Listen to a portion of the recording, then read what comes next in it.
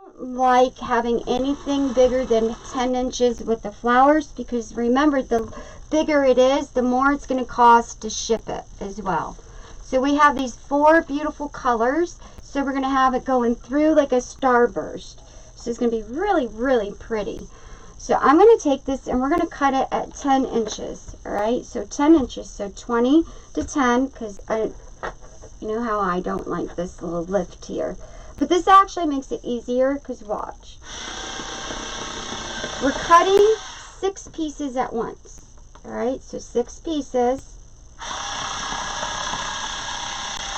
So when you're cutting 10, you can actually do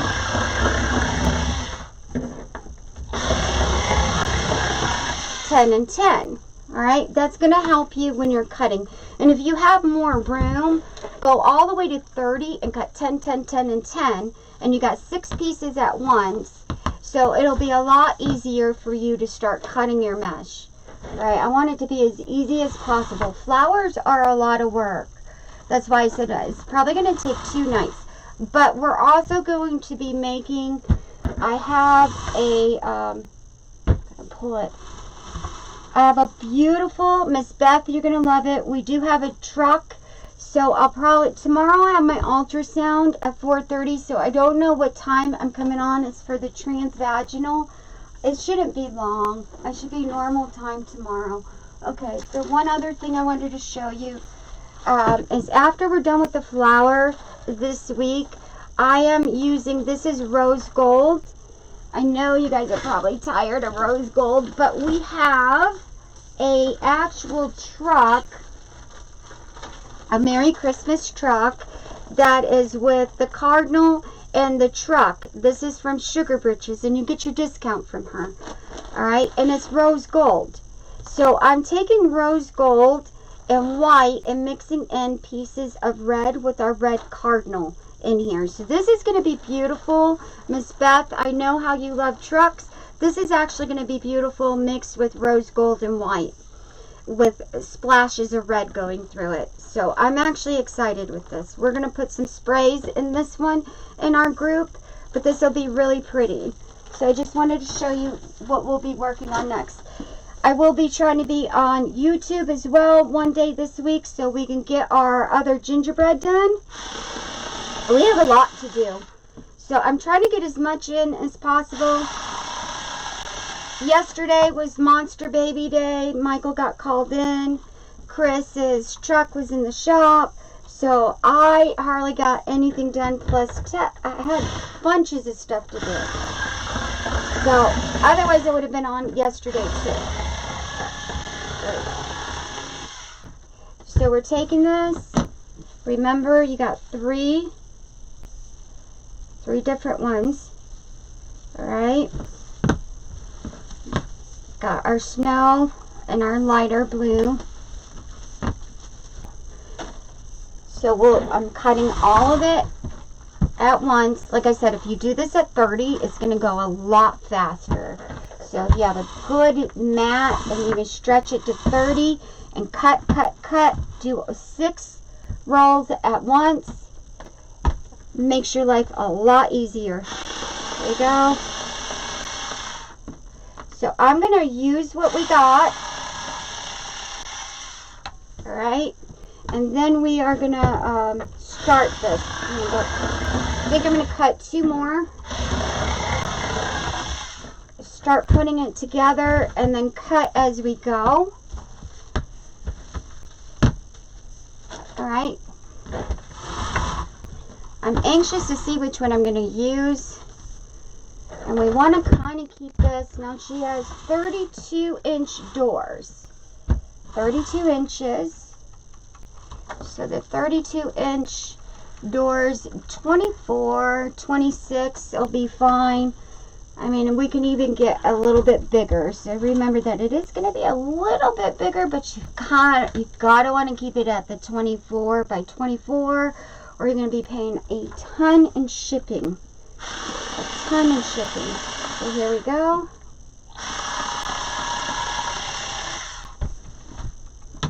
Awesome.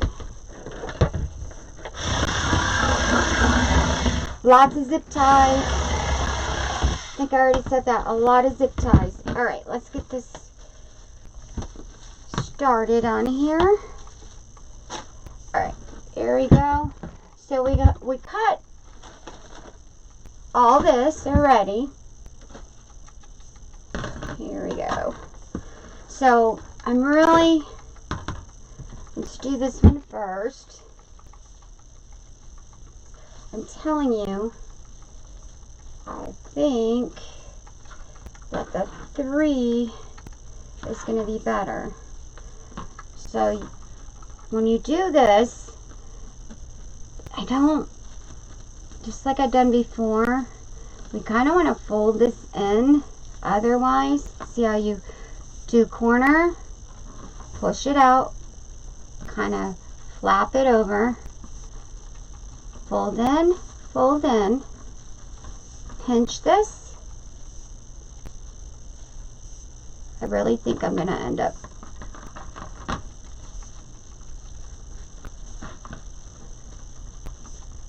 let's see how this turns out to see if I want to do this way. Now remember, I have a bow.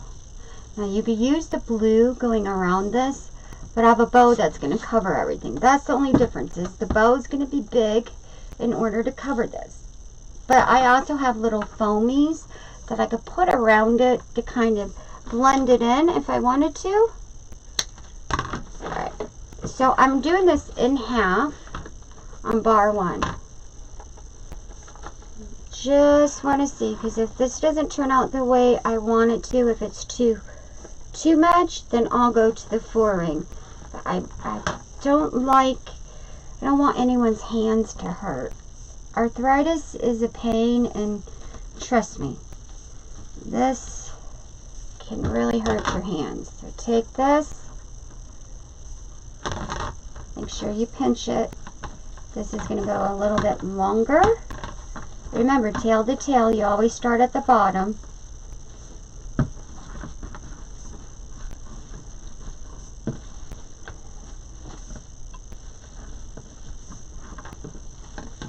So you take the tail. This is what keeps it all lined up.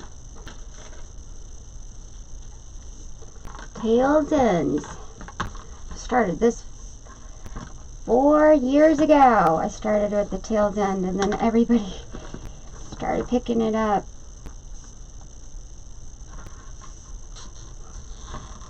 This is the best way to do it when you're doing 3-bar, though. I will tell you. 3-bar. There you go. Alright, so this is going to kind of bloom out there, which is beautiful. Let's take it. I actually like it like this because it gives it a little bit of fullness where this will be flat. So I take it back. We're going to go with the 3-bar. You got more room with your hands. Alright. You can get the 3-bar 8-inch, but it's going to be hard to find, and the 6-inch is going to hurt your hands. And she wants the flower to be bigger, so this to me just makes more sense. Here we go. Tail.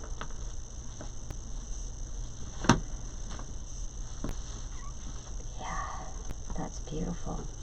Beautiful. So, remember how I said to measure it? Here we go. That's 21. We're adding 13, so let's just take it in a little bit. It might be floppy in the box, but I can actually ship. So we got 10, 11. Take it to 20. See how it's going to be in a big box? So you got 31, 31, and we're going all the way around. Let's make this a little bit shorter. So 20, it's about 30 inches. We don't want it too big. All right. I think she said 32 inches. So that should be fine. There you go.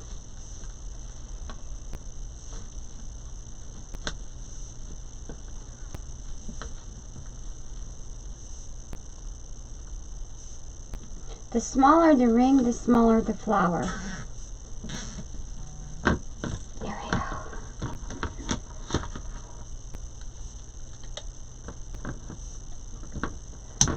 There we go. Beautiful. That's actually beautiful. Alright, so now you want to try to mimic the colors in here. So we have all this. I'm going to take the light blue. We're adding white. So here's our lighter blue. You don't want to put the sapphire next to the sapphire. Alright, that'll take away from this. You kind of want it to pop. Alright, so we're going to go our lighter foil blue. Roll, roll, pinch. Now this is going to be thicker because it's foil. Alright. It is a thicker, so it'll fill up. There you go. Definitely gonna take 2 nights, everybody. But we got two nights of fun. 2 nights. And Miss Billy Joe, if you show up, honey, I will get your wreath out to you, love.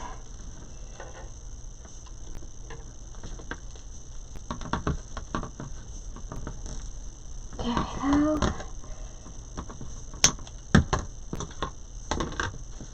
Alright, there is blue. It's in this, alright? So you'll see the edges with the light blue.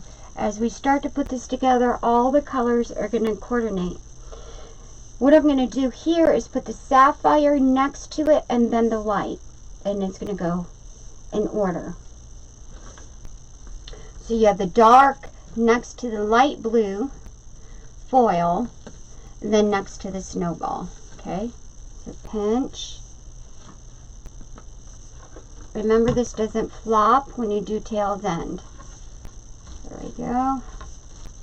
I have 2 of these to make, so we're only doing 1 online. I'll get the other one offline. I got my work cut out. This takes a long time to make. There we go. I'm going to actually sit my behind down because my back is hurting. There we go. Measure it. Always measure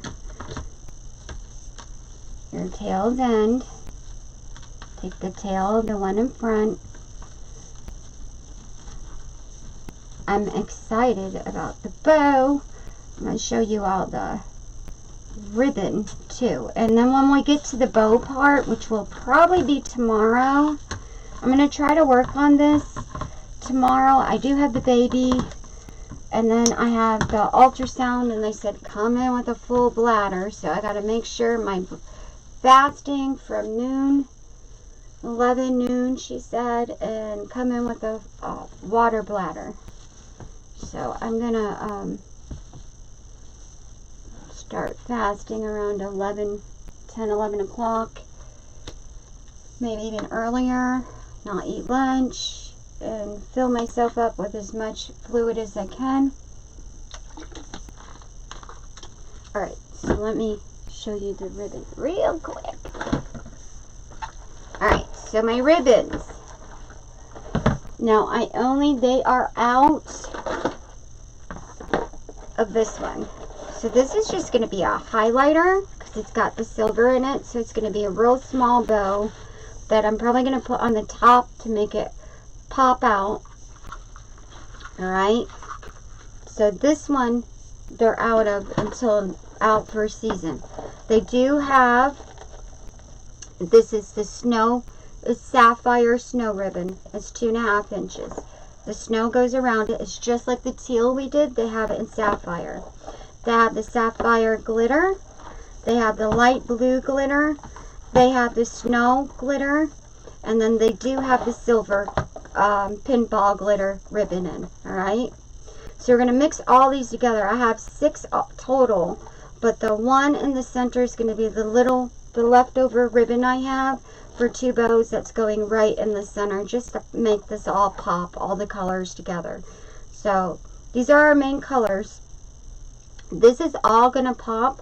If you notice, this is the glitter, just like the glitter inside. They don't have the same teal, the 1-inch teal in the blue. They never made that yet, which I hope they do make it, because I love that ribbon on the teal one we used on this. And then this is the same exact color as the blue that's in the sap and the ombre, right, that we're using in the ribbon.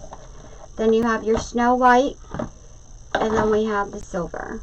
Alright, so we're going to be mixing all those together. That'll be tomorrow, because I'm telling you, this takes forever to make.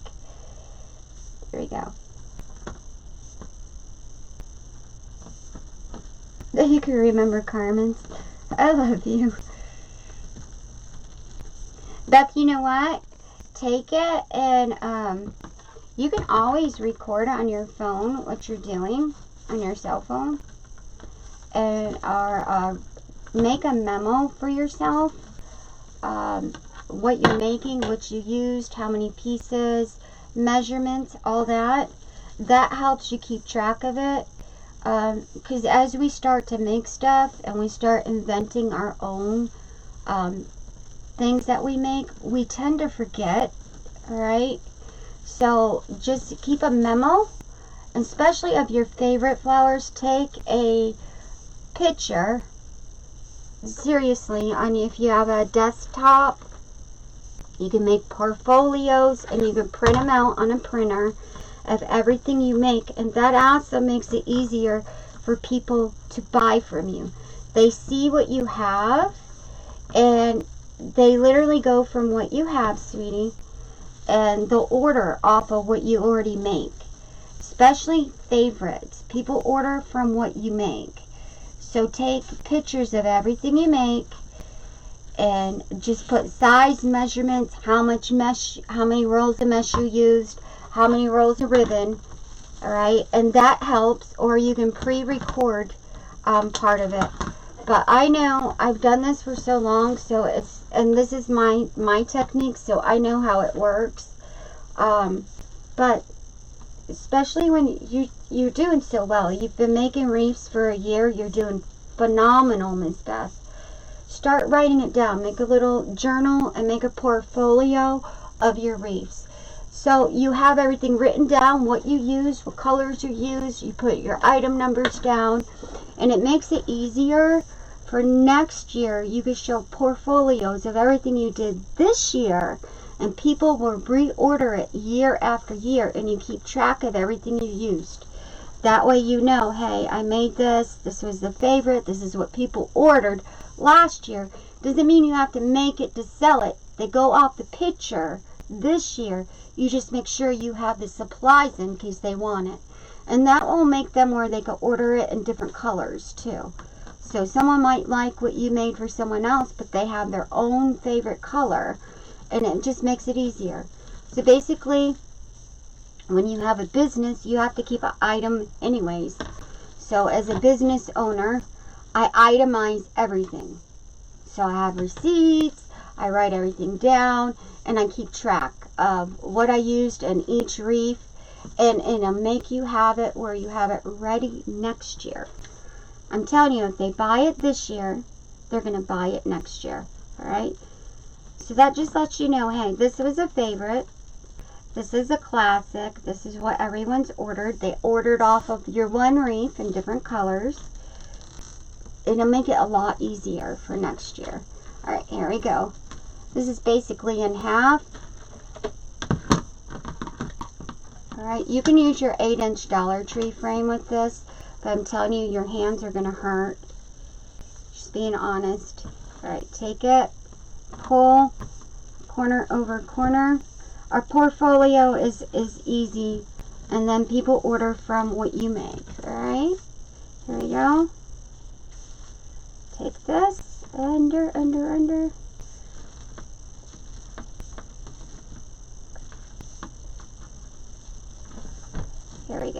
Nice and beautiful. Under, under, under. This is beautiful. I love the sapphire. I'm gonna say it. Make sure it's the same size. Here we go. Same size. Tail's end. See how thick this is? This is your double foil. Alright, double foil's thicker. And then the snowball mesh is also thick. So you have your thin ones and then you have your thick ones. Hi, Miss Lynn. Hi, sweetheart. Hi, Lynn. You have a notebook? Awesome. Yep. That'll help you. And you could, yep, that'll help you for next year. And if you forget what method, let's say you did a method, you have everything written down, but you're looking at it and you're like, oh gosh, I made so many methods. What method did I use?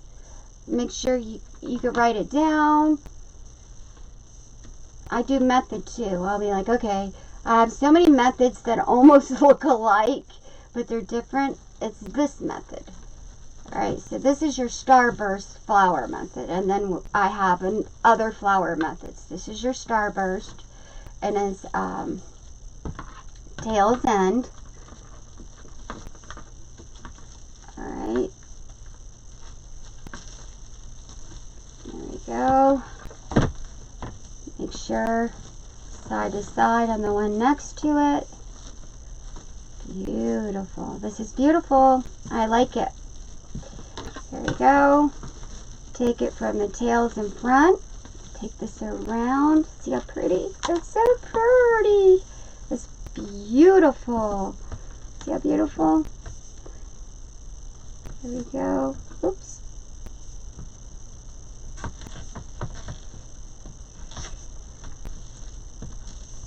There we go. Awesome. Push over. See how pretty? That is gorgeous. Alright, let's take our white. Now this white is gonna, cause it's Christmas. So we want to kind of put a little bit of white in there. So I wanted to kind of make it pop. So we have the silver, and the silver I'm going to put in the ribbon, alright?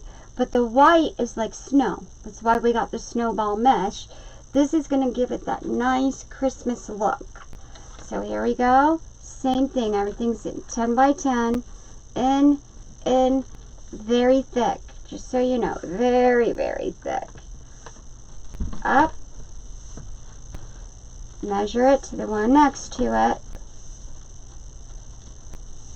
All my blue girls that love blue. Well, this has got all your blues. So it's very beautiful. There we go. Tell you what. I have a case coming. I'm excited. I have a new phone case. But I always do pink. So, I used to do red, and I do pink now. Pink. Everything's in pink. There you go. I have a blue car. It's powder blue. There's an old VW. Well, it's not old. It's 2000. Well, it is. It's considered old. It's a 2008 convertible Volkswagen Bug, and it's called powder blue. It's like a real light blue. I love it. And it's a dual engine, and it was, we traded in a car I used to have. I don't know if anyone remembers, because they don't even make it anymore. What is it called? What car did I have? It was old. I have to ask my husband, because he couldn't stand it. They don't even make it anymore. I had a white, old. It was a Chevy, but I'm trying to remember what kind of car it was, because they don't make it anymore. Anyways, I love VW Bugs. My dream car was a VW Bug since I was 16 years old. How about that one? 16. So 2008, my husband took, it was a Cavalier. That's what it was. My old Cavalier that was on its last leg, breaking down, had to replace the converter in it, all kinds of stuff. And it was on its last leg, little white Cavalier. And he took it on my birthday, actually. Took it to the car lot in Virginia when we were stationed in Virginia. And he came home with a powder blue Bug. He did. And he said, "Happy birthday, Merry Christmas." And I was like, what? And that's not a kind of, well, it's got, the snow's there. Believe me. It has the, so I have the button for the 4-wheel drive. It goes into, I can do shift or automatic. It's got a dual engine.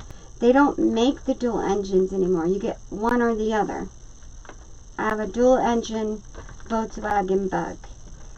And it only has 35,000 miles on it. That's it. 2008. Because I don't run the roads. I'm a homebody. Always been. I stay home. I go only where I need to go. So we always took that car, how it got the miles it does have on it. We always drove it to Mississippi to go see my in-laws. So we went there and we put, that's how it has that much, because I really don't take it anywhere except to doctors and grocery stores. That's it. So the miles it does have on it is from driving to Mississippi, because you can go back then on 1 tank of gas. That's it. It's great gas mileage. But my husband doesn't like it. I'll tell you why. That's a big story. Look how pretty. It's beautiful. He doesn't like it because a man driving a powder blue Bug going down the highway, because he's like the one who drives long distance. I don't. Anytime we drive, he drives. It's a man thing. They like to drive. Guys would beep and come side by side with the Bug and beep at him and then look over and see it was a guy and hurry off. So he would get so aggravated. I can't stand this car. I was like, it is a chick car. I was like, it's not like 1970s, the hippie days. We all had, you know, everybody had a Bug. I was like, it's not like that. It's not the Ted Bundy days. Remember Ted Bundy drove a Bug? I was like, it's not like those days. Everybody had a Bug in the 70s. I said, it's different now. You have all these other vehicles. He does not like it. It drives wonderful, though. It drives wonderful. That is the one thing he says. Boy, this car can handle. It's awesome. It drives amazing. But definitely not a dude car. Not at all. So it is funny. He's like, oh, I gotta drive this thing again. He don't like it. He goes, why couldn't you pick a Jeep as your favorite? I said, well, if it was a Jeep, it would have to be canary yellow, or it would have to be a light blue, pink, or purple. It can't be, you know, I'm not getting a red Jeep. I was like, nope. And plus, if I had a Jeep, you and Michael and Kayla would be always borrowing the Jeep and driving it. I said, look, Kayla was the only one who wanted to drive it. My son, my husband, nobody wants to drive a Bug. Nobody wants to drive a Bug that is a girl color. So I got it on purpose, because if I said Jeep and he got me a Jeep, they would make it a mud Jeep. Mudslinging, because I know them. Nope. So I always said, if I ever can get a new car, I want a Bug. I want a Bug. So I have a Bug. I have a cute powder blue beetle bug. I like bugs. I love them. They're small. They're easy to maneuver. And they're cheap on gas. They're just a pain to fix, that's all. You have to have that lug knot for everything that comes with it, so you can't lose it. You really can't. So you have this special, you know, wrench thing for everything on it, because it's a German car. But I love it.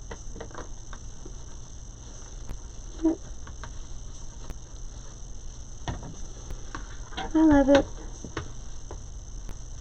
This is so pretty. Alright, so here we go. Let's take the tail. Remember, tails end. Beautiful. Alright, this doesn't flop, so you don't have to worry about any of this flopping, which is amazing. It really is. It's amazing. No flop. No flop. No flop. Alright. So I don't want everybody all stressing out about, I understand that we get sick, and I understand that the virus is out there. Nobody's going to deny it. But try to remember that God is in control. Alright? Don't be afraid of taking the remedy. Judy took the remedy. It helped her make her blood cells, and the remedy was approved. So now you don't have to go straight to the ER to get the remedy. Your actual doctors can start writing prescriptions for it. So don't, it's better that you have an immune booster than try to beat this on your own. So don't be afraid of that, alright? They are using it in all the ERs, and it is amazing. So don't be scared of it. Right? It takes about, if you have an autoimmune disorder, it does take about 3 to 4 days, which I already knew that. That's why when I got the phone call that Judy wasn't going to make it, that was her 3rd day. And I said, well, doesn't it take 3 to 4 days? They literally said Judy wasn't going to make it through the night.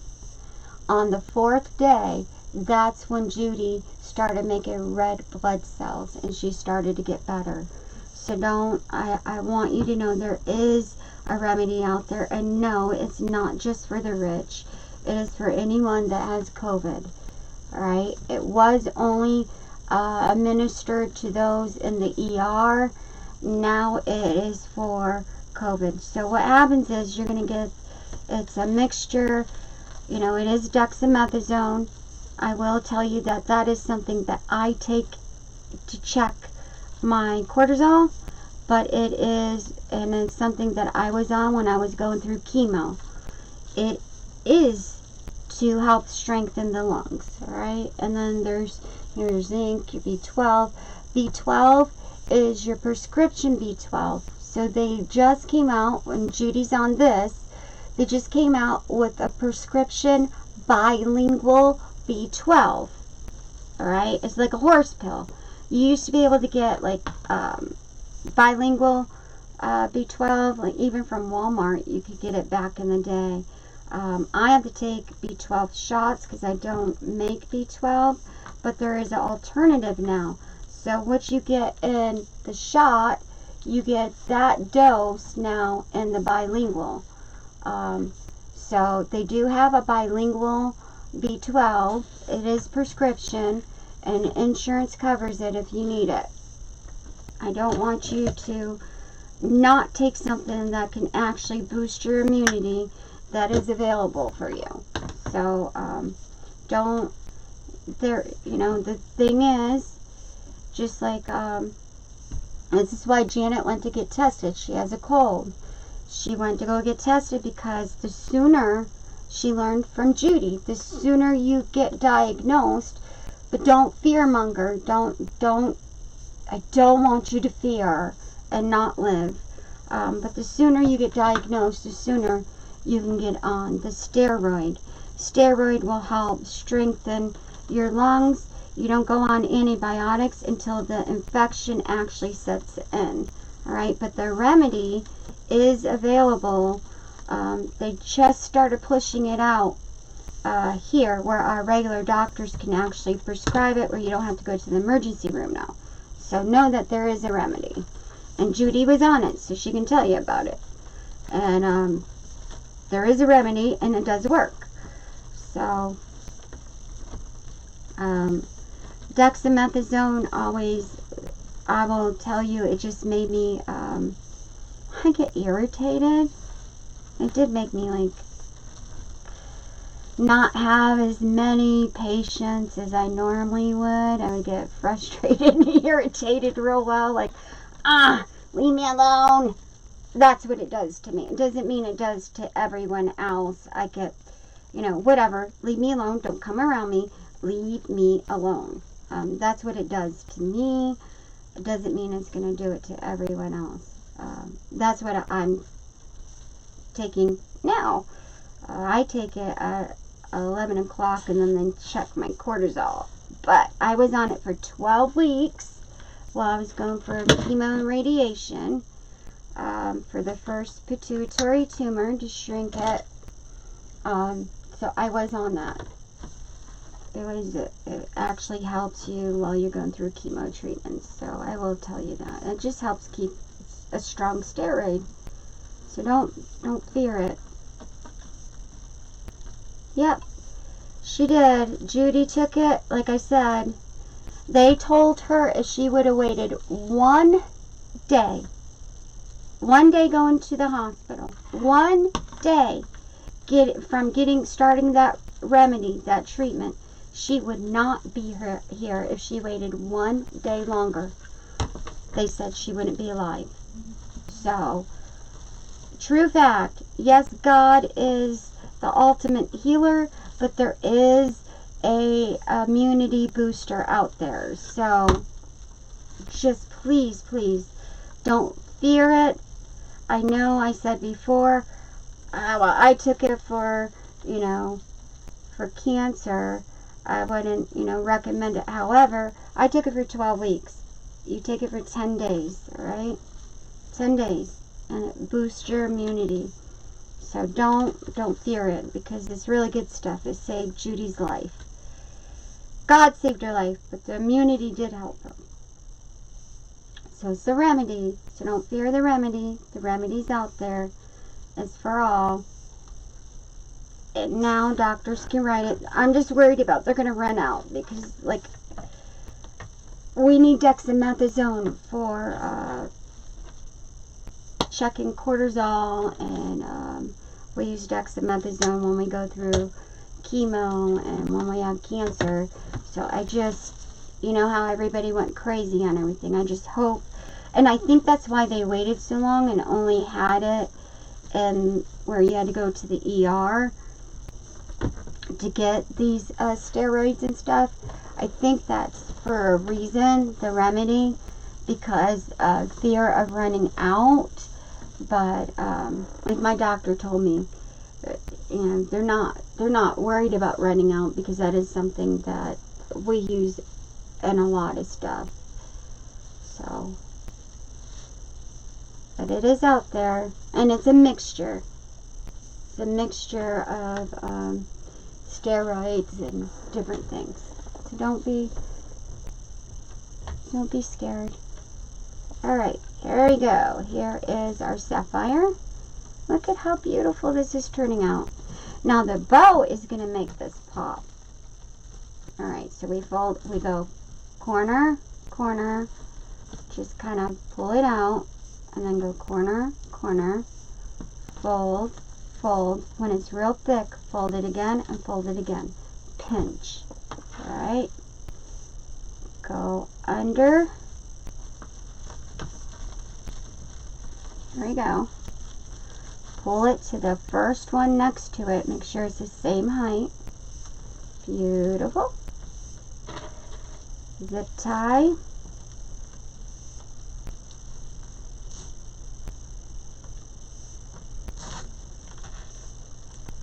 This is actually about normal, I think, but this mesh is actually a little thick, because even on my 3 inches, I'm telling you, I usually do 8 per section, and that's right at 8.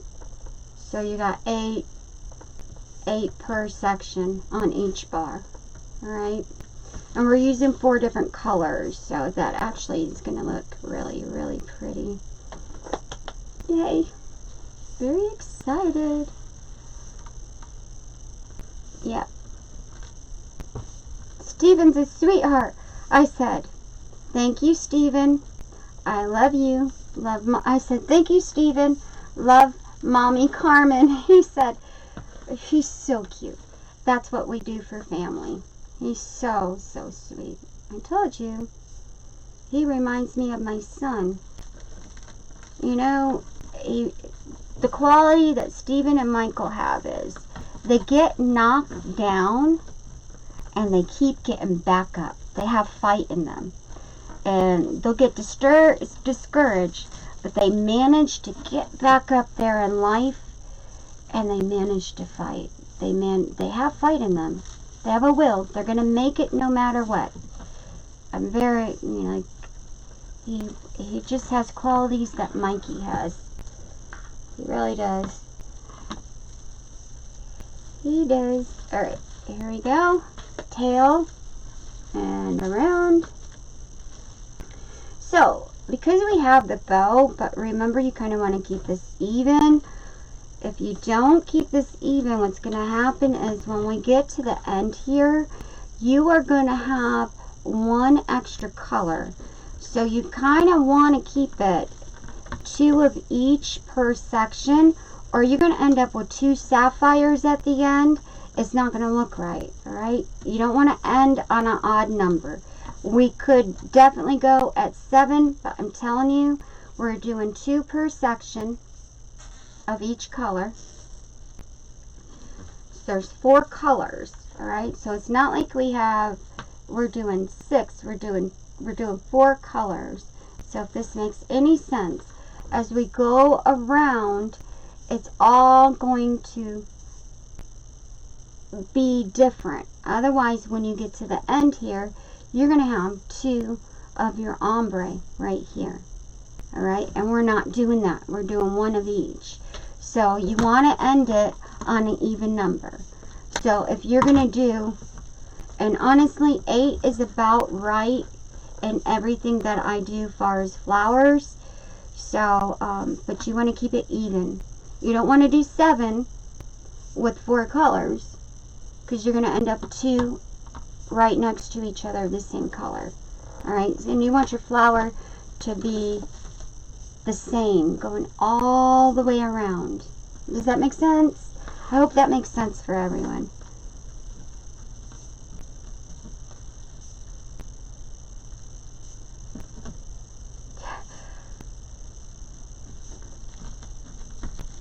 Here we go. So 1, 2, 2, pinch, pull, under. Here we go. I cannot believe my son's not back. He must have took the baby out to eat too, because he's not back from the park yet.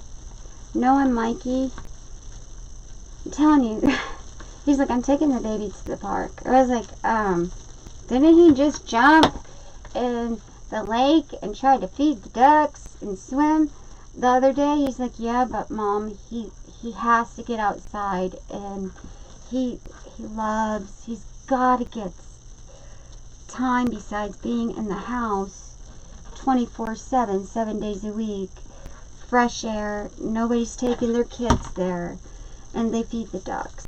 So they go feed the ducks, and the baby, I told you, penguins are the baby's favorite thing. So wouldn't it make sense that he sees a duck? Obviously it's a bird thing, and he's feeding the ducks, and he wants to hug and kiss the ducks. So he jumps into the lake and tries to swim to the duck and grab the ducks to hold them and kiss them and feed them. So it makes perfect sense, because he loves penguins. He loves them. And penguins are so cute. So he's thinking that the ducks are going to be just like the penguins. It's like, oh, he's so silly. Great imagination, right? Amazing imagination. Okay, try to get that over that little lever there. Push it over. This is where it gets tight. Alright, and this is why we do our 3 bars. You need to have that working room. Look, no flop. This is your starburst flower method, and it is tail's end. Alright, tail's end is the prettiest. It's my favorite. Alright, so we're going to our white.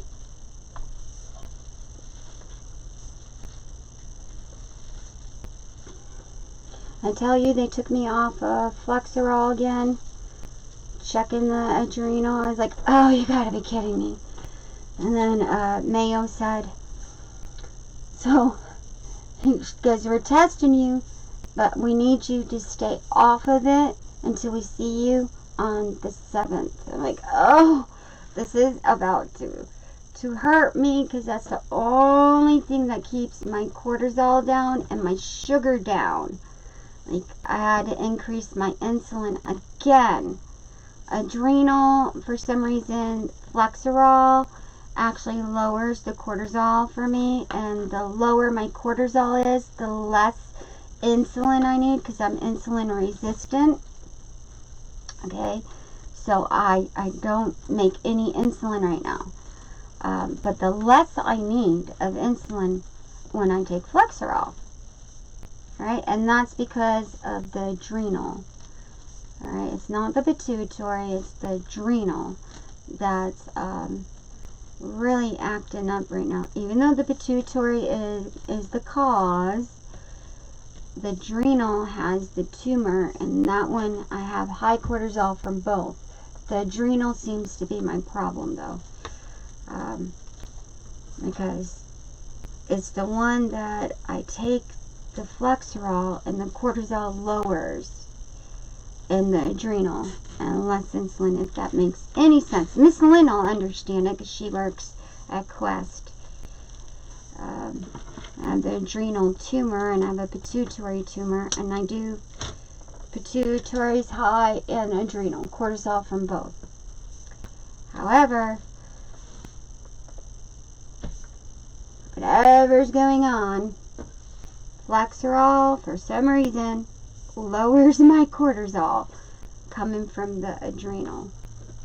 And it also helps with, I don't need as much insulin. I don't know, I don't get it, I don't understand it, but it does. So, it does. It makes sense. It's a muscle relaxer. So it makes sense. So they go over all your medicines when you're going through all that, because medicine could higher or lower your cortisol. So it's really, really important. That's why you should always check, because you can get Cushing's from medication. Yes, you can. So you should always, you know, if you're having, that's the first thing that they'll do, is go over your medicine and say, okay, well, this medicine actually makes your cortisol high, and you're on this one and this one, and this is a Cushing's by medication. But remember, I do have an adrenal tumor, so it's a little bit different, but you can get Cushing's from medicine. Yes, medicine can make cortisol, high cortisol. And medicine can lower the cortisol and give you Addison's. So Addison's is low cortisol, and Cushing's is high. It's still a form of Cushing's. You have Cushing's and you have Addison's disease. So there's two different, Cushing's syndrome and Addison's syndrome. Two totally different, low or high. Anyways, it's complicated. You have to look it up. Oh. You should have an endocrinologist, a good one, because they go over all that. Alright, we're going to go on to our third one. Do we see how pretty this is so far? This is gorgeous. I'm really happy with the colors. I'm really happy with the colors. I really am totally happy with this. So if you wanted to, now mind you, I got ribbon that's going right here, a nice beautiful bow, alright? A bow with legs going into the center of this.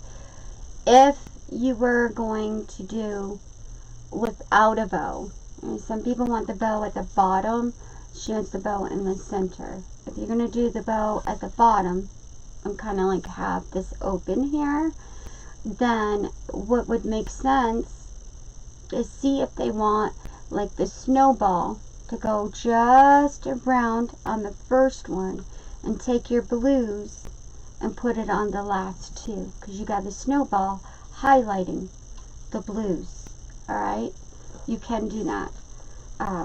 So always important to feel out what somebody wants, because she said sapphire's her favorite color. She loves, but she loves blue. And she goes, well, can't you put another blue in there with the sapphire? And what about some white for contrast? Because we think alike. And I said, and silver to pull out from the ombre. She said, yeah. I said, how about we put the silver in the bow? And I just showed my mom all the colors today. She had no idea. I just showed her before we came on and took pictures, and I sent them to all of you in the chat group, and I sent them to her, and she's like, oh, I love it. I was like, okay. She's like, you're not doing it on YouTube? I was like, no, it's in the private group. I said, I don't do stuff like that on YouTube, because everyone, I said, that's something, these are mine, so this is just in the private group. So I was like, I try to keep something like this to us. And she's like, oh, I was like, plus it'll be a surprise. So she's all excited. She's like, you know what? I trust you. You know what you're doing. I love your taste. You make it the way you think it should be made. I was like, all right. She goes, you picked out every color she goes, I just thought of it. I couldn't imagine actually picking out the colors. And I was like, well, colors are one thing I'm really good at, is color coordinating. I'm good at bows and good at colors. I love, tell me what you like, and then I'll go from there. So I was like, I already have a design. I already know what we're going to do. But I did. She said, I said, do you want the white around it, which makes no sense if you're going to have the bow in the center. Okay, so if you're going to have the bow in the center and not on the rim, it makes no sense to have the white just going around. Alright, if you're going to have the bow in the center of the flower instead of a sign or a flower head that we make, then it makes more sense to put the white going through it, and it just makes it all pop together. The silver is like a neutral color, so you don't want to put too much silver in it. You want to have one light color, which is your white, and then you want to kind of contrast the blues. And this blue is the same blue as this that's in the ombre, the lighter blue. It's the same exact blue. Alright, and how I figured that out was the end of the roll, as I showed you earlier. Take the end of your roll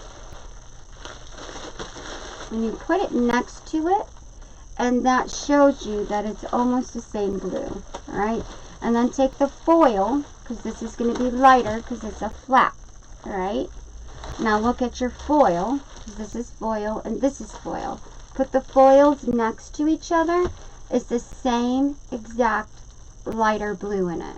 Alright, so it was really, and then I had to pick out the ribbon to match it. So you want to really look at your colors. You don't want to say, oh, this kind of look, really examine your colors, because it can be a little tricky. So I wanted to make sure that it was the same blue.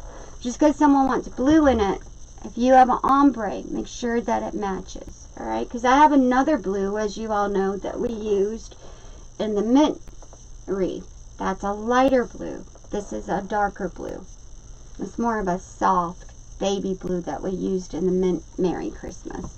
This is more of, it's still a turquoise, but it's lighter, the other one. This is more of a turquoise. Alright, it's a darker turquoise. Just a different, two different colors. Two totally different colors. There we go. So twist, twist. There we go. So here we go. We're going to have half of this done soon, hopefully. I don't want to keep you on too long. We're going to try to do, well, we're not doing too bad. We're actually doing pretty good. There we go. Let me see where we are. Alright, it's 8:50.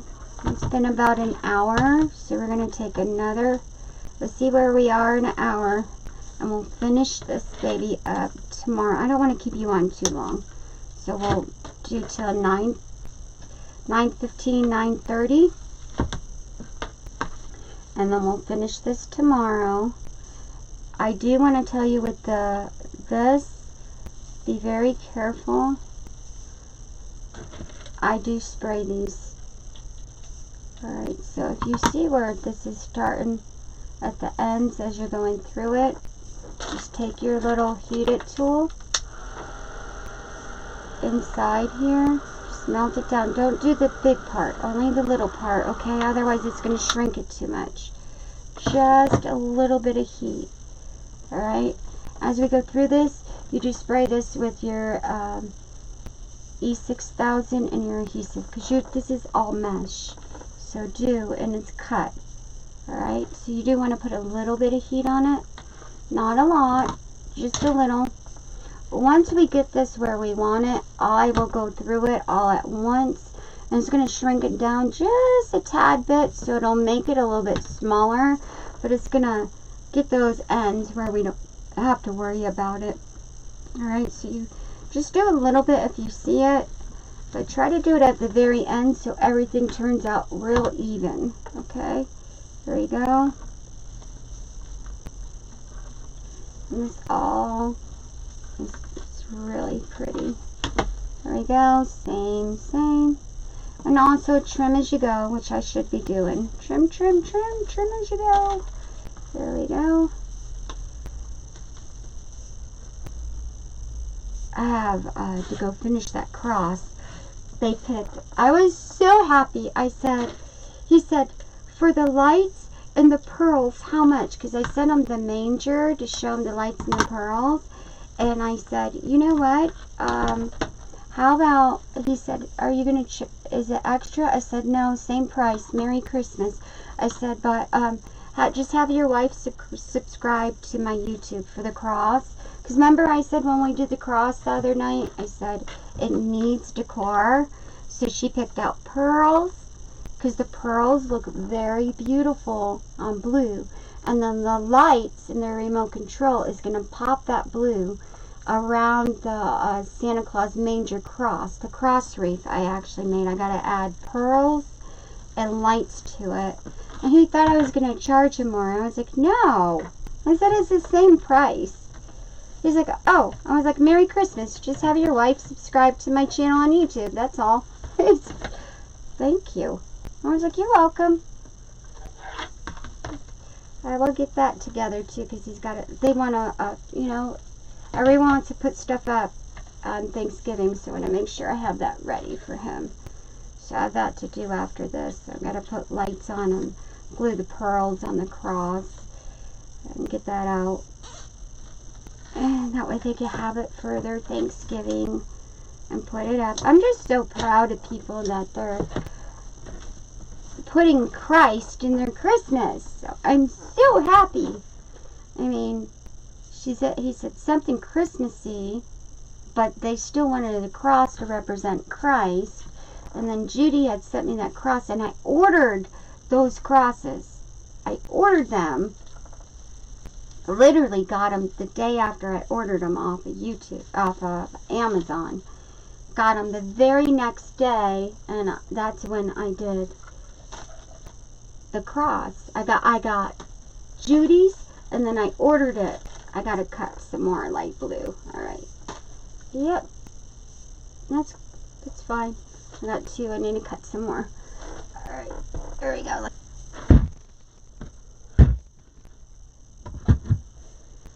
Here we go. So I'll have, because I'm cutting 2 rolls at once of the Sapphire Ombre and the Sapphire. So remember, I'm going to have extra of that left over. I'll have to add the white and the light blue when I make my second flower or come towards the end, which is perfectly normal. Because I'm cutting 6 pieces at once, but 2 of the Sapphire and 2 of the Ombre. So corner, corner, in, in, in, in. Under.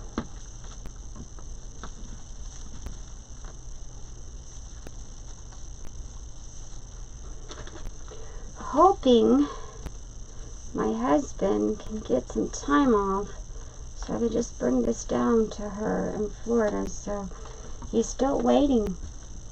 They have no military. He's got to take leave. So I think he's waiting until next week when we sit down with Mayo and go over everything, because I know I have 2 appointments, plus they're scheduling the PET scan. That's why they needed the CDs to act. They want the CD. They actually wanted the CD from both testing I had. So from the CT and from the MRI, and that's why we had to go to Florida today. I had to get CT, the disc on a CD. So I guess doctors pull it up and they're able to send it to each doctor because it's a group of doctors. They're able to measure, they're able to compare. So it makes sense. Plus, Navy doesn't send it over the internet anyways. They only do CD. So it actually makes sense. But she said no, the CT, the stomach CT, they wanted in the CD as well. So we had to go to both and get it burned on a disc from both of the hospitals, which is perfectly fine. Navy did say, please don't put this, be very careful with this because this is not password protected.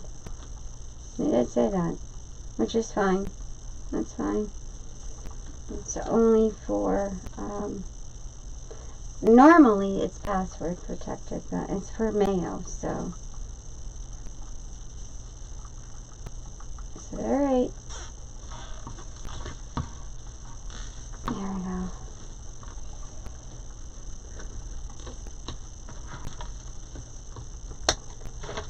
I think the one from St. Vincent's has a password. I don't know. All I know is we had lots of traveling to do. So, and then tomorrow morning, this is why I'm not going to be on here past 9:30 at the latest, is not tomorrow morning, tomorrow I have the transvaginal ultrasound. So that's another thing that everything's all to this thing that's going on. So I've got to get that all done. Everything. So, in hernia, like I said, gastrology. Oh, gastrologist did say that because if it is men's, that which they think it is, and it does run in the family, it is a gene. It is hereditary.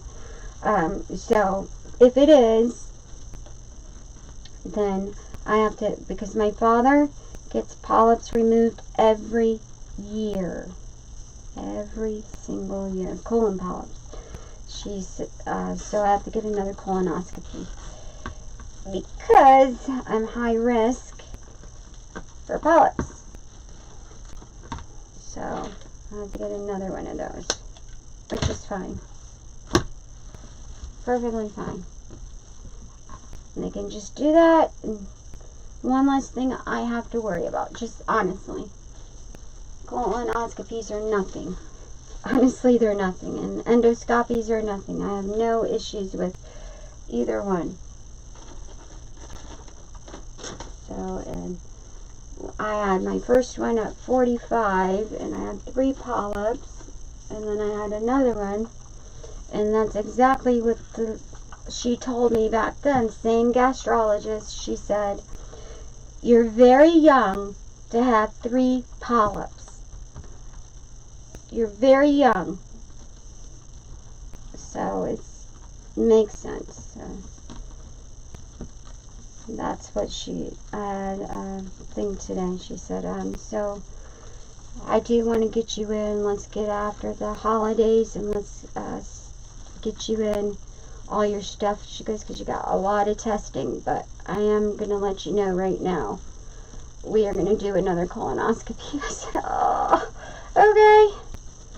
Another colonoscopy and the endoscopy thingy, because so I was like, alright, let's do it. Get it over with. It's like, yep, makes sense. Do it, cut them out, and let's get it over with. While you're at it, can you cut out the little hemorrhoid problem I have from childbearing and other things? And they don't want to cut those out. They'll cut the inside out, but if they're on the outside, nope, it's a rubber band method. It makes no sense. I was like, why? I guess you just cut them all out while I'm out. Makes no sense. It's got to be insurance thing, because that's a different office. It has to be an insurance thing, because it makes no sense. Just cut them out. I remember my uncle sitting on a, men get 'em. I remember my uncle, when I was a little girl, sitting on the, what are those called? They look like a tire, little balloon tire thing. And you sit on it. He had them all removed. Back in the day, they used to just cut them off, and you sat on the little butt tire. I remember him.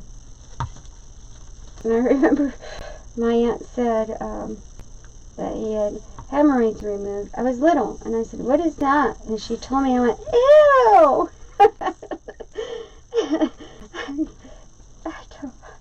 I was like, ew! Yeah, she had told me. I was like, okay, be really nice. Don't be rowdy. Your uncle, you know, he's in pain. Okay. Well, why is he sitting on that floaty thing? Because he had hemorrhoids removed. I said, what is that? And she told me. I was like, what? I think I was like 7. I think I was 7. It was my Aunt Priscilla. It was my Uncle Richie. I remember. He was in pain. So I get it. I do get it. But cut him out. I'll deal with the pain. Cut him out. I don't want the rubber band thing. Cut him out. I'll deal with pain. I've been through worse. I'll deal with it.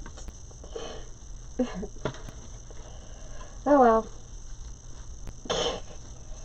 Maybe it's an infection thing from cutting them out. I don't know. I'll have to ask her.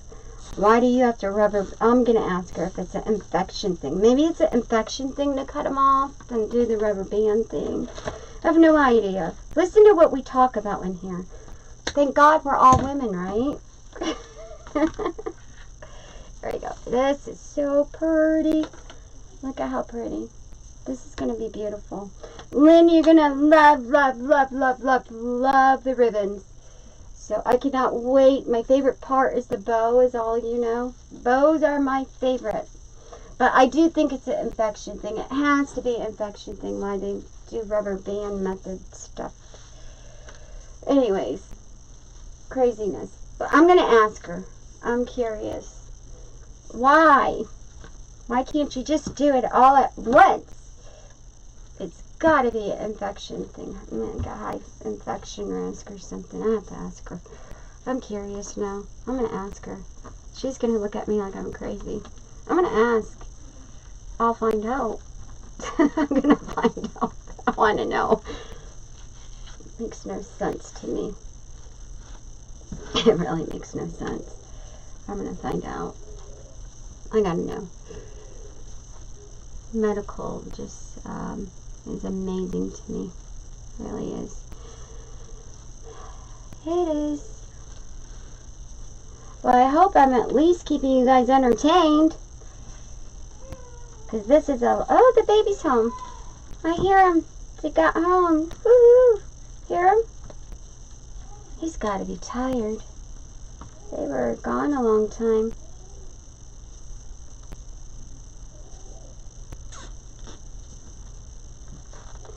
Okay, so zip ties.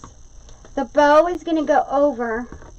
The back will be covered. So we'll go over hiding the back, and you put a bow on the back to hang it. Far as going onto the center on your zip ties, you can either take for the center here, which I do have the pearls, which is a big thing, or I have, this is where you can incorporate your silver, okay? So I have the silver foamies, alright? So you have silver foamies you can put on there. That'll pull out the silver that's in here. However, I'm making a big, huge bow to go right here, and I make big bows. So she wants a bow, no sign. So there's going to be a big, nice, big bow. Alright, but I probably will incorporate some silver here going on the zip ties. So you have your bow, that way if the bow messes up or anything, you have that silver pulling out right here in the center. But remember, a big bow is going to go here, so you do, I will add the little silver foamies, but I'm going to have a bow and it's probably going to cover the whole thing. Alright, so, but I will put these on.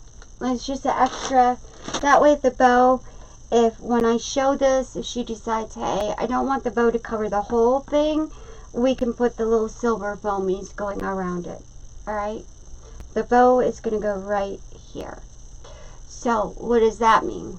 That means that in order for the bow to go right here, right into the center, we're going to have to take going here and here. That is where your this is where our tinsel ties are going to go here and here, okay, or a pipe cleaner, because you got to be able to tie the bow on to go into the center. Or you can take your floral wire going in half and then here. So we're going to get to that part tomorrow, where you're going to learn how to place a bow directly into the center of the flower.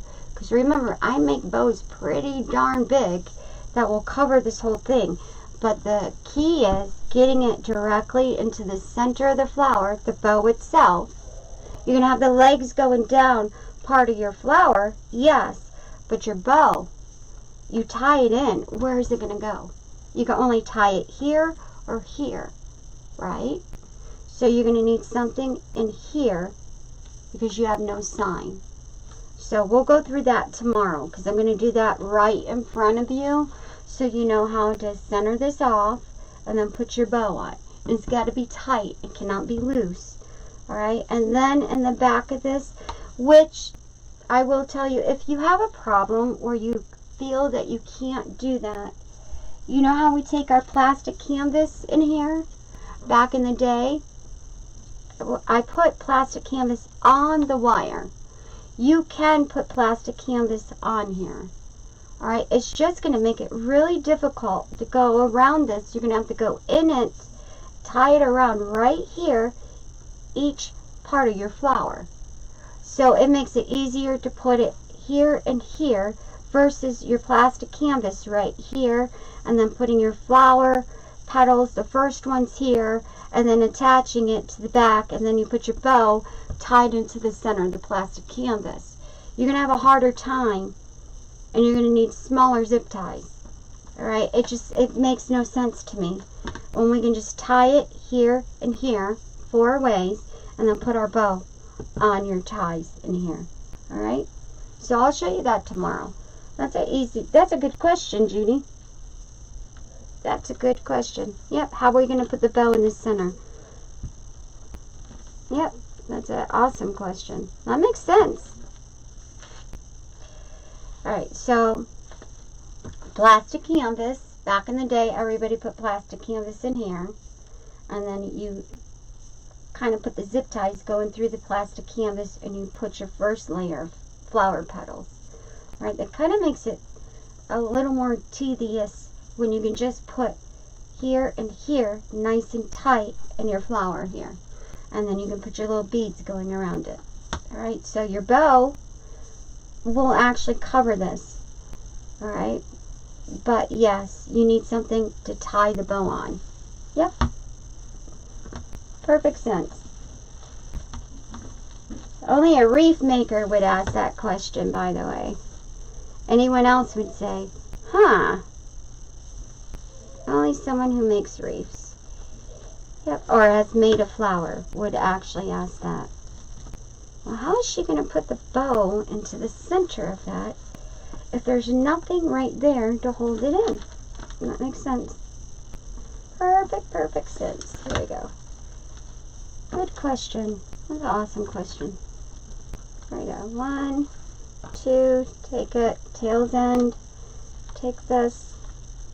Now remember also that when you're using your 3-ring bar like this, your work frame versus your wreath frame that's flat, it kind of makes it a little bit harder too with your plastic canvas. It's going to be easier if you just go and put something, and you can do that with your tinsel ties, your pipe cleaners, or you can do it floral wire, nice and tight, and tie it in. Alright, so it makes more sense. And plastic canvas would be in, and it's a pain. It makes it a little bit easy. This is easier for me. But yes, you can do plastic canvas if you want. And it's a little more expensive buying those plastic canvas sheets when you could just use 2 pipe cleaners or tinsel or floral wire for the center and that to hold your bow on directly in the center.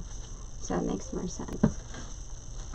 Plus, when you go to tie in your bow in through your plastic canvas, you're spaced out. You're not going to be able to get it nice and tight and directly in the center. It's too much. So to me this is easier. Plus we're going to cover the back. I cover the flowers and put a bow on it anyways, so I don't want too much to in the way. There we go, tail's end, pull it. Alright, so make sure that this is all your same size. See, this is a little bit too big. There we go. And take your tails from the one in front, your tail's end. It's your starburst flower with the tail's end method. Alright. This is my favorite style. Remember the first flower I showed everybody on YouTube? Was this? It was the fall one with all the pretty colors. I think I got 200,000 views on it, and they put it on twice. Yeah, that was my most famous one. Everyone loved that flower. It was the fall flower, and it was all this method. No, that wasn't my first. My first was the sunflower, then the daffodil. That was the beginning of the year. It was my first fall flower I made. I did all the summer flowers first. I started in July, and then we went into September, October, and that was my first fall flower I made in 2017. And everyone went crazy on that one. It is a beautiful, beautiful flower. There we go. Fold, fold, fold. Under.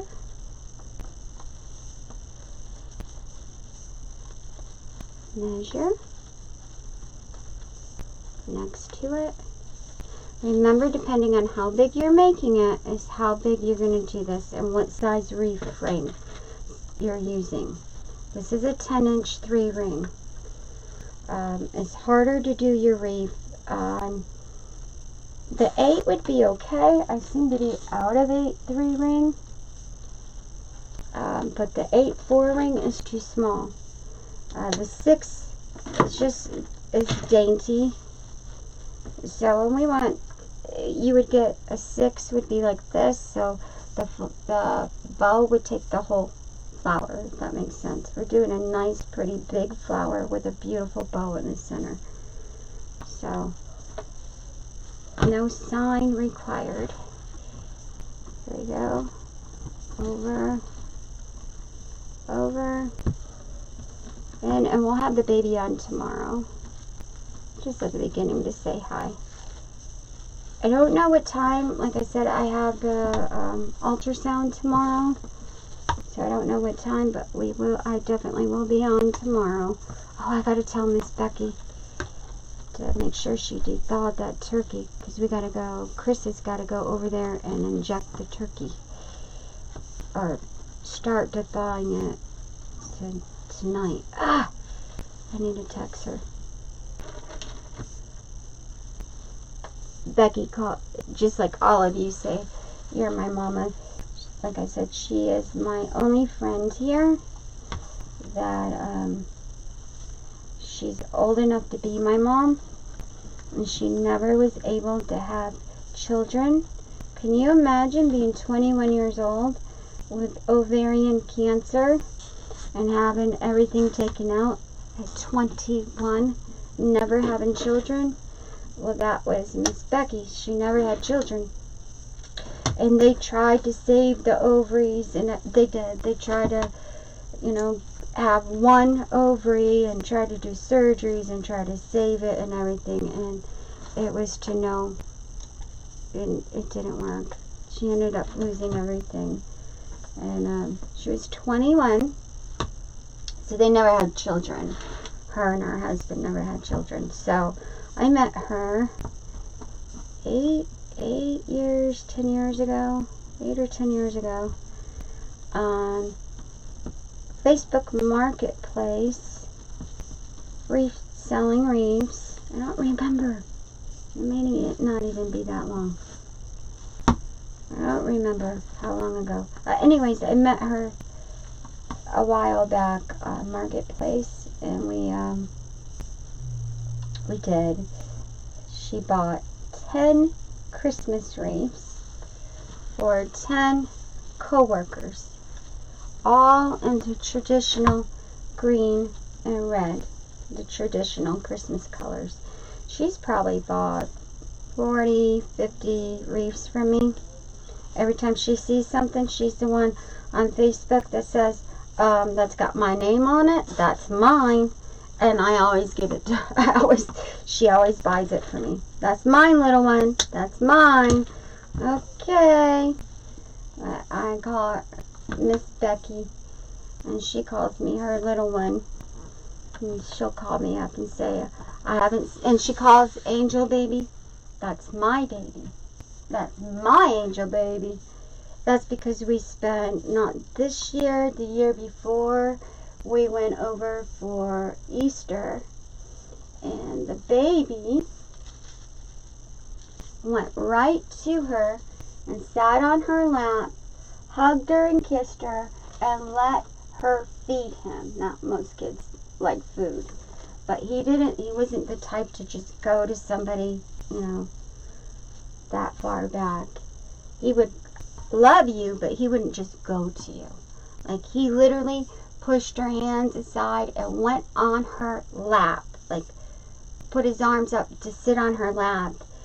And she fell in love with him. She said, I love this baby. I love this baby. And I giggled. She goes, oh my goodness, I love this baby. And I met her out, before that I met her out at St. Mary's Seafood. And I ordered the baby, like, the sweet potatoes, because she knows he loves sweet potatoes. That was 2 Thanksgivings ago. We had went out to eat, not last year, the year before. So this will be the 3rd Thanksgiving. And the baby wasn't even walking yet. And he sat on my lap, and that's when I bought, like, you know, sweet potatoes. It was like mush sweet potatoes, casserole, and I was feeding him, and he couldn't eat it. He loves sweet potato casserole. So she knew I'm making sweet potato casserole when they come over, because I remember when we went out to eat, and that baby could not eat enough of that sweet potato casserole. So she always makes that. She did. So he saw it, and we all had some on our plate. For some reason, he went right to her. It made her day. So I said, that's when she said, you know, I never got to have little ones around me. She goes, she's 70 years old now. She never had little kids around her, little babies, not like that. She never got to have that. So the baby was the first one to actually go to her. I'm going to cut this right here. And love on her and kiss her. And she fell in love with him. She goes, I never had that. And I never had a child come to me like that. She goes, I've never had that. I was like, oh. But you know what? The baby does know. He feels it. He feels people. So anyways, she's so excited. She goes, you're bringing my baby, right? I said, yes, ma'am. I'm bringing the baby. So they both got tested. They're both negative, which she has autoimmune, so she don't go anywhere anyways. And her husband was the one that had the colon cancer, and he had the colon taken out, and they rebuilt it that we were praying for. I could not believe, do you know, they took the colon out, and then they rebuilt and put, like, parts in his colon, redid his whole colon. So there is things that they can do now that they couldn't do 10 years ago. And he had a real hard time. It wasn't them taking out the colon. That he did fine. It was adjusting to the new colon. That was the painful part. It was getting the brain to, it's getting your brain to, it's like learning how to walk again. You gotta teach your brain. When I learned how to walk again, I used to stare down at my feet, and my brain, I would concentrate with my brain to walk. Same thing. Your brain has to relearn how to use parts that aren't normally yours. So that was the hard thing for him. But he's doing phenomenal. Because I always say, how's Jimmy doing? And she's like, he's doing phenomenal. He's doing great. No issues. No more pain. Nothing. I said, so his brain started working? She goes, yep, his brain started working. And I was like, that actually makes perfect sense in the medical field. I was like, it's like getting your brain to use an artificial limb. I said, it makes sense. It makes sense. She goes, it does, doesn't it? I said, yeah, it makes sense. I'm just glad he's doing good. He's doing really good. So he's doing phenomenal. So Chris gets to hang out. And he reminds Chris of his father. Like, So he's from the South. Originally he's from Alabama, and Chris is from Mississippi, and they're always talking their little own language, and they're always laughing and joking around, and he's so sweet. He's like, let's say grace. Yes, ma'am. Yes, ma'am. Absolutely, ma'am. How are you, Miss Carmen? How are you doing? He's just a sweetheart. He's so sweet. How's that baby doing? I'm so excited we get that little one here. God's blessed little baby. He's so sweet. Very humble. Very, everything is, thank God, pray, like, that's, I think that's why we get along. Because I'm the same, I'm like, oh, thank God. Praise God. Glory to God. Absolutely. He's the same way. He says the same stuff. And we're always laughing because we'll say the same thing at the same time. We'll say, praise the Lord. Praise the Lord. Yep. A very sweet man. He's funny. With a sense of humor that makes you laugh. Makes your insides of your belly tickle. He makes you laugh so hard. He makes me laugh. A sense of humor. He's got me laughing non-stop. Definitely has me cracking up. Definitely. He makes your belly ache. Like, I don't go a minute without laughing around him. Like, he makes me laugh. He makes my belly ache. It's got that sense of humor. Okay, wrong color. See, talking, gonna lose your colors, Carmen. Sapphire.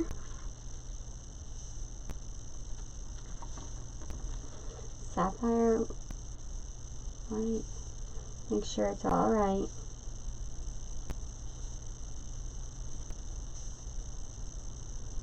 There you go, sapphire. So, I look forward to going over there. Laugh, laugh, laugh, laugh, laugh. So, Michael has to work. So, and she's a phenomenal cook. Like, she said, well, will you ask Chris if he can fry the turkey? Because I can't fry a turkey. And last year, my turkey was awful. I tried. I was like, yep, that's what he's known for, fried turkey. Chris is like, yes, ma'am. I'll fry the turkey for you. So, she goes, well, I'm making ham too, and she's making all the sides. So I was like, wow. She cooks a lot. Great cook. Amazing cook. Alright, so here we go. She's a phenomenal cook.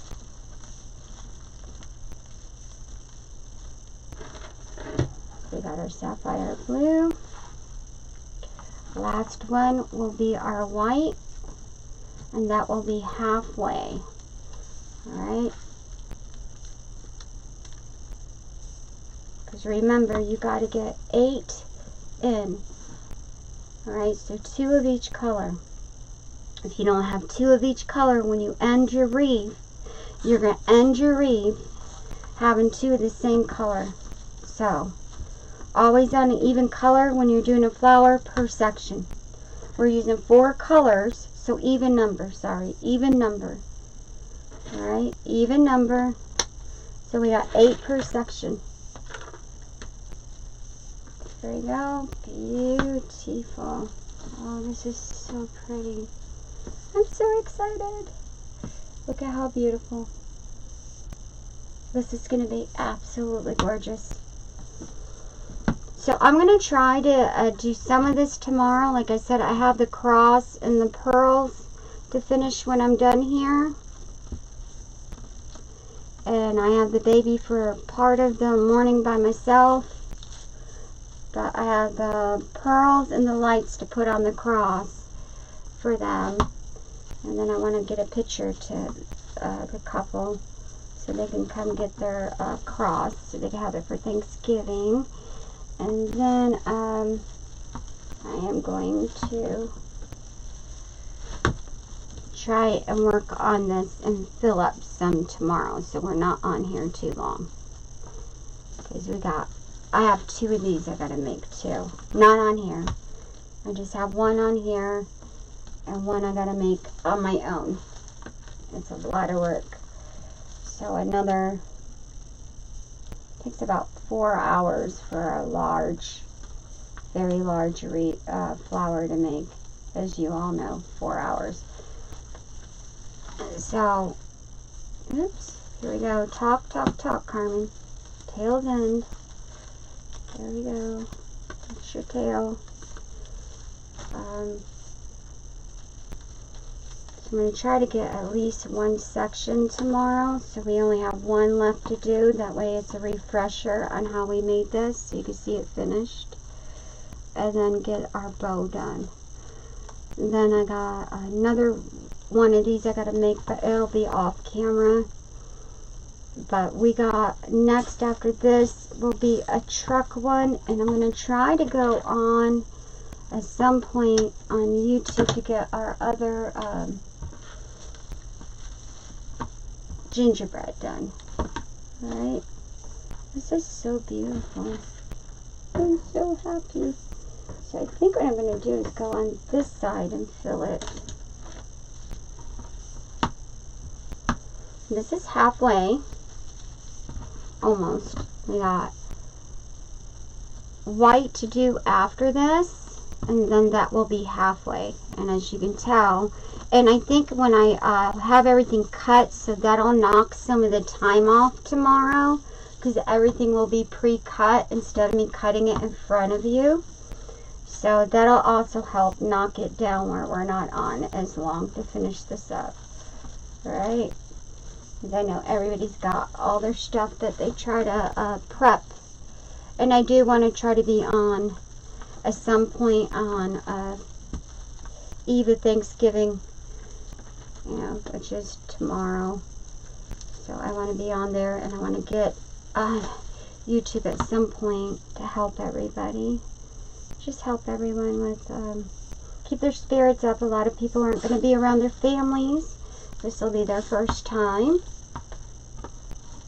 with no family around for Thanksgiving, so it's really important to me to be able to keep God in the center and keep everyone's spirits up. I don't want anyone to feel depressed. And we have a lot of elderly that don't have Facebook, but they have YouTube, and they're going to be alone for the first time without their grandkids and their families around for Thanksgiving. So I do want to at some point go on there, even if it's just to pray. I want to go on there and just try to let everyone know that I love them and they're not alone. And you know, I know this seems hard, but we're gonna all get through this. So you know, everyone's in a different part of the world and different things, and so I just want to make sure different restrictions in different parts of the world. Not everybody can have it, or family lives across the world. They don't live next to them. Remember that. You may, you know, look at me. My sister's in Connecticut. My daughter's in New York. So my dad's in New York. So it's not even my father's like, I can't travel, baby. I wish I could be there. So even my dad. So everybody is, you know, going through something. So we want to just try to keep everyone's spirits up. I feel that we are to just pray for the brokenhearted and tell everyone we love them. You know, it's important. I love you. It's just important to me. It's important. There we go. This will make it halfway. Look how pretty. This is gorgeous. I'm so excited. I am very, very excited. So remember, follow suit with your colors. Alright, because it's going to make a major difference in the end of this. So, if you're not going to put a bow on,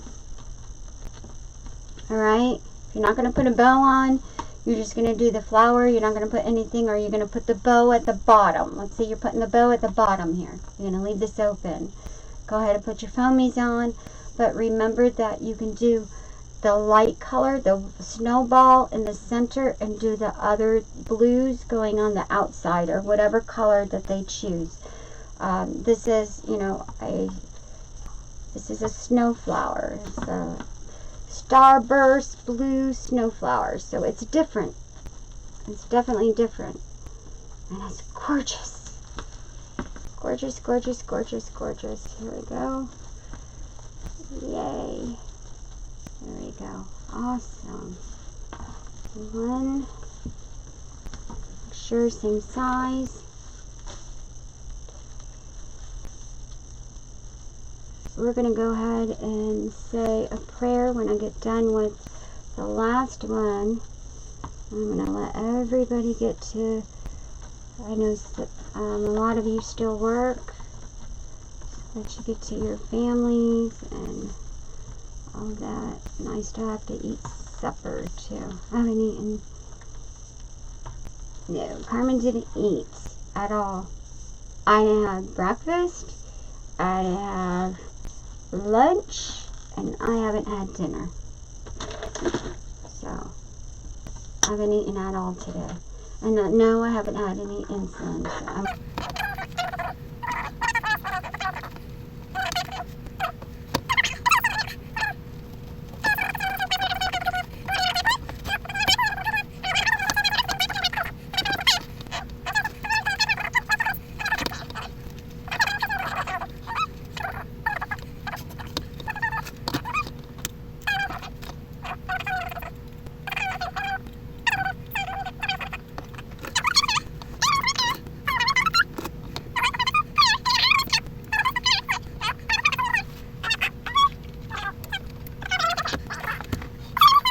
So alright. Okay, so we got half of this done. We're gonna do the other half tomorrow, and we're gonna do one section. I'll finish one section off tomorrow. We'll get this section done.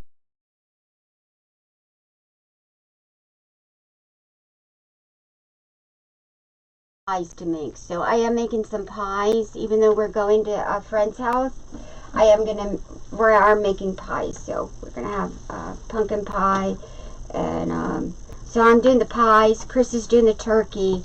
Miss Becky's doing like all the sides and stuff. So we are still doing a little bit of stuff. So just like many of you, we still have our prepping. And I hope everyone has a wonderful Thanksgiving. And remember that if you're away from your family they're with you, remember that you do have FaceTime and all of that, and God will walk you through all things. He will guide you. Most important thing is for us to stay, you know, each area is different in the world. Okay, so here we go. I'm going to go ahead and add. Alright, so as with yesterday, we did half of our wreath. I'm going to finish this up. I'm going to do a bow. And then what I can do is I can start a second one of these and do a section so I can refresh you on what we did, okay? Sometimes it's good to see it more than once so you see it, and it also gives you ideas. Each time you watch something, it'll give you a new idea. It'll say, hey, I know what I want to do now, or I'm going to mix this color and that color. And also with the bows, I love bows, so bows are my favorite. So what the girls were asking me on YouTube, and I think it's a good idea, a lot of the request is for next giveaway for me to do some fancy bows.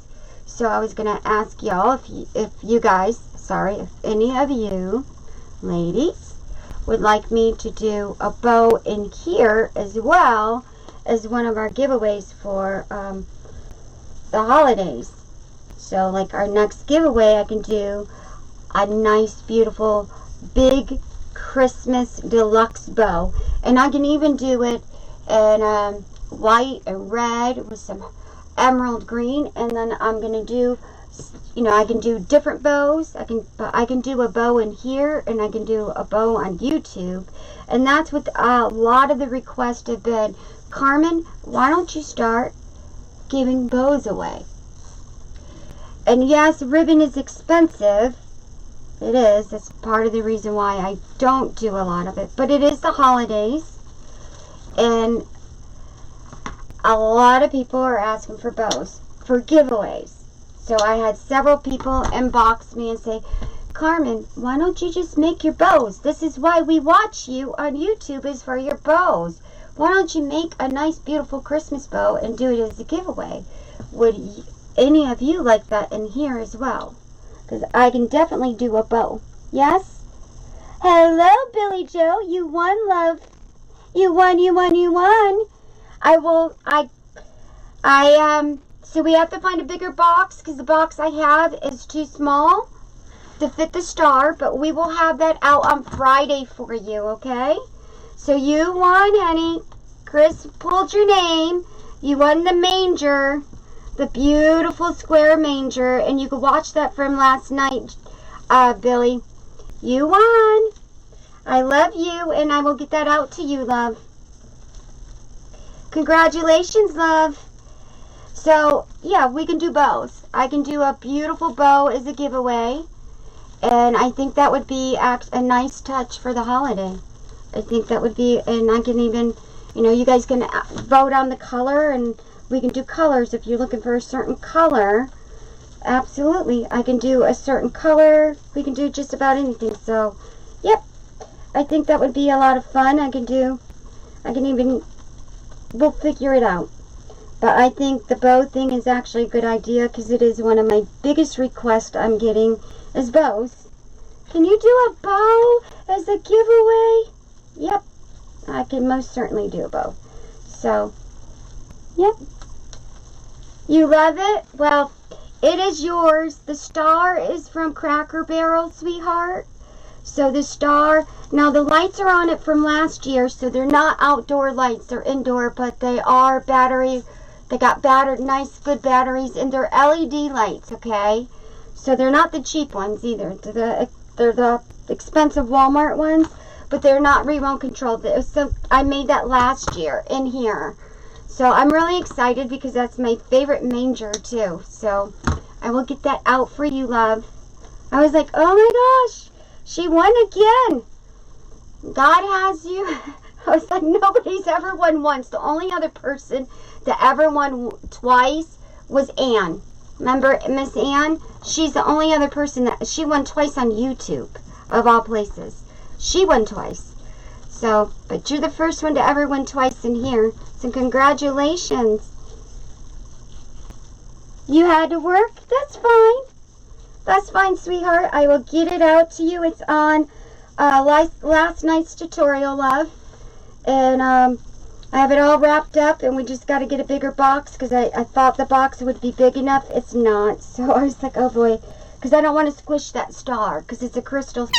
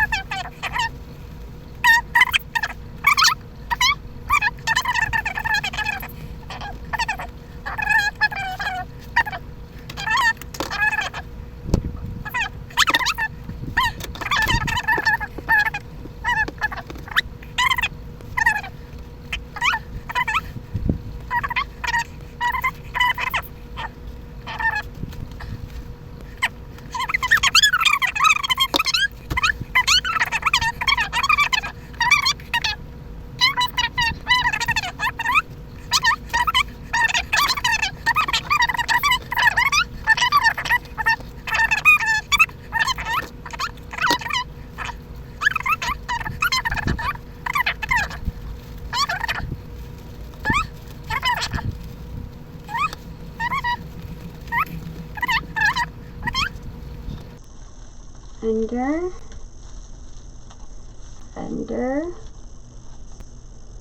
my old school flowers.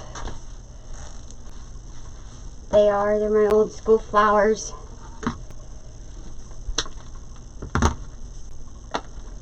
There we go. And our last one. So normally with these, you know that I use the plastic canvas back in the old day in the center, or I would put it on the back of the pollen, or we put a sign on it, or we put our little foamies around and then a stuffy in the center. So we are putting a bow directly in the center, and she does want tails. So I wanted to make sure before I came on. I had to call. Janet's so smart though. She said, does she want tails? And I was like, I had to call. I was like, Ma, do you want tails? Absolutely. That's what makes your bows.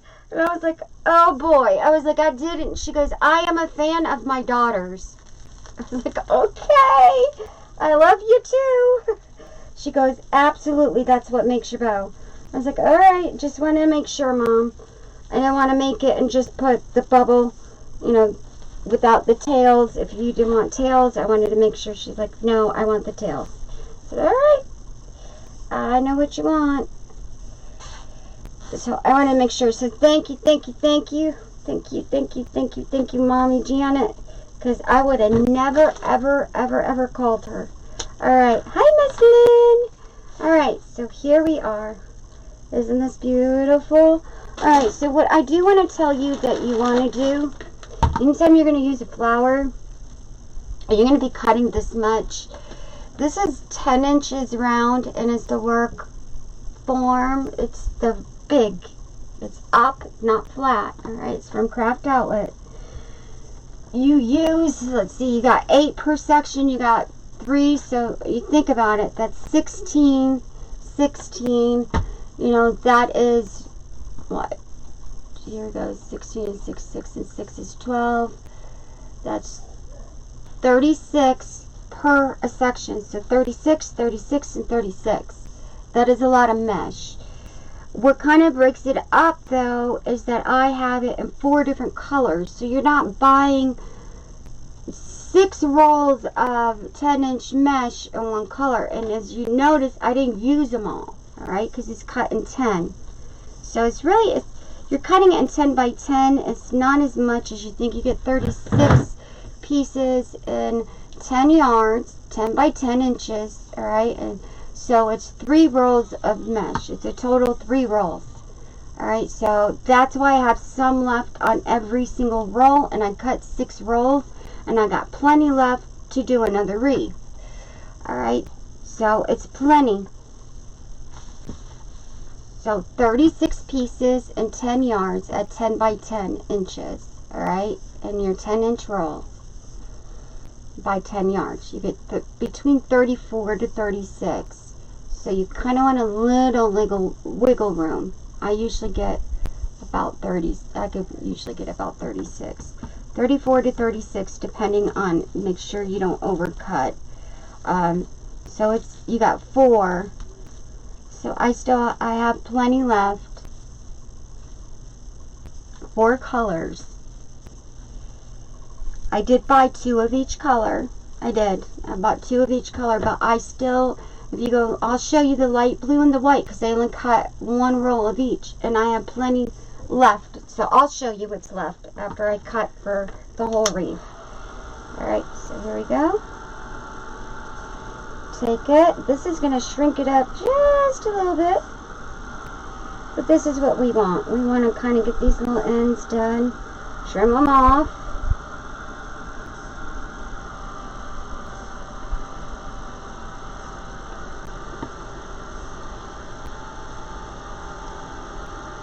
I'll trim them.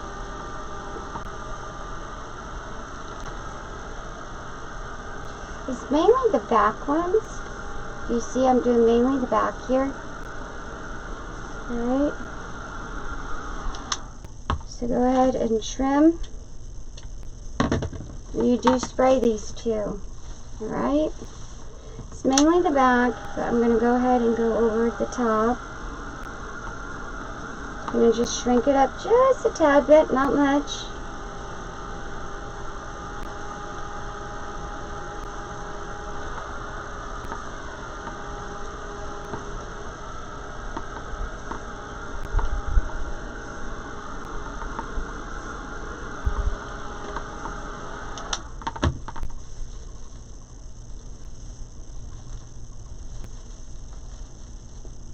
This is beautiful. I love it. Alright, so this is what I have. Alright, so what we're going to do is you have two options. Now listen, there's silver. The one color I didn't use, I used white. And there's silver in your ombre. So what I'm going to do, because you don't want to overpower it, the bow's going to cover it anyways, but let's say you're going to make a smaller bow. And you're not going to make a big bow.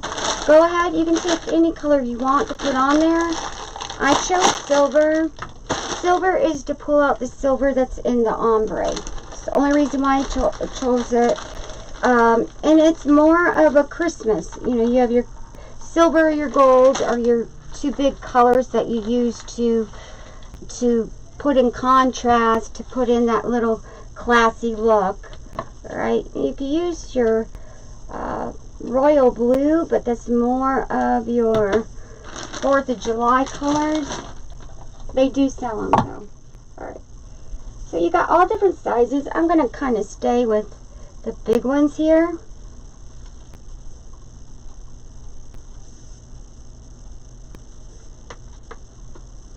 Real easy. And you're probably not going to see any of these because I'm putting my bow on it. But this will give it a nice, pretty look. So, let's say the bow gets all flat, and they decide, I don't want the bow on it anymore, but they want to save the wreath or the bow. Bows they're the first thing to go on a wreath before the wreath. So, say this is a 5-6-year-old wreath, and it's Christmas after Christmas. You can actually take the bow off and just have this. Make a new bow, put a little bow on it. You can dress it up. Say you have different decor. You want to do more of this color, then you can dress it up. You can take the bow off. You don't have to keep the bow on. This kind of gives it that little extra. Alright? So I like it. But we are making a big bow. Just be prepared. I have six ribbons, so let's put it that way. 6 ribbon bow tonight. So I hope everybody is ready for bow making. This is going to be a lot of fun. There we go. So our next giveaway will be a bow. So I'm going to be doing some bows. A nice, beautiful Christmas bow. Big bow, not little bows. We'll do something. I'll have to go through it and pick out colors. We'll go through colors. And I'll do a nice, beautiful Christmas bow. I'll do one on here and one for YouTube. And I'll be giving, those will be our next giveaways. That way, if you have a problem making bows and you make a wreath and you need a bow and it coordinates, you have a bow. So, but you can put bows on your banisters, you can put bows everywhere, so I'll have a bow. There we go.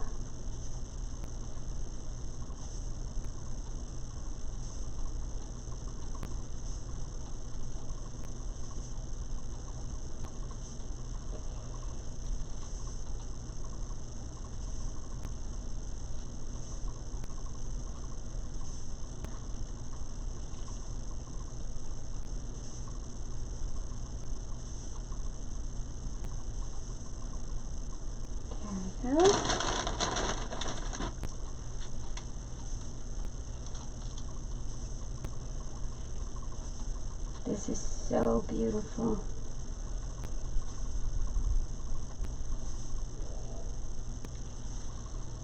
Isn't this pretty? Alright, so the silver doesn't take away from the wreath. Alright? Kind of adds to it. silver's a really pretty color. And it's in your mesh, so it's going to pull out that little bit of silver in there. So if you wanted to put the bow at the bottom here, you can. Everybody is different in what they like. Let me see if I can get this last one in here. A little booger. Hey, that's awesome. How about that? All the same size. I'm shocked. Shocking. So 10-inch all the way around takes the big ball perfectly. 8-inch would not do that. Well, it might. You have to add up the little things. It might.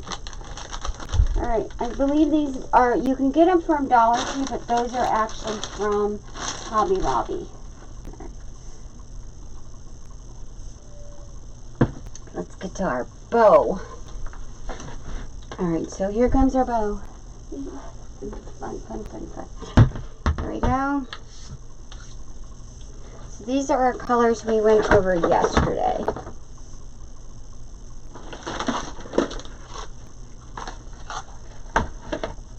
So what I'm going to start off with, and we kind of want to stay with the colors that are in your wreath.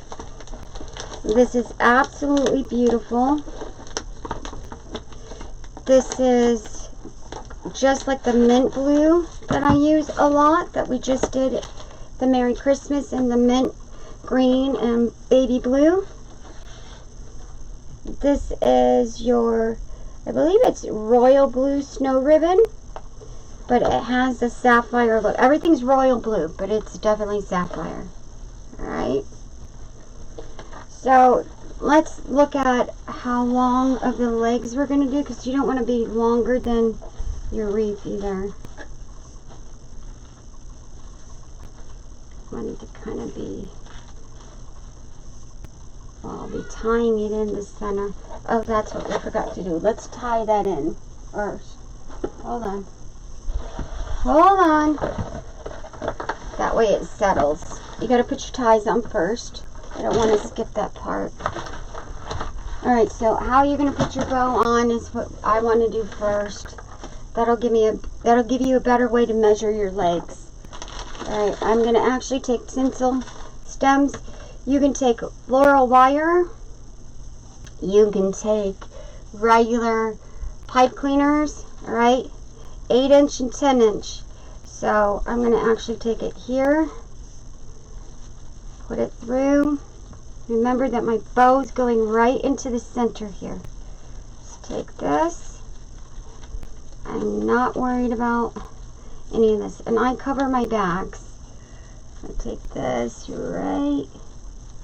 Yeah. Let's see if I can get it in here. I really did this one. I can still get it in. It still fits. Floral wire if you can't manage to work it in, okay?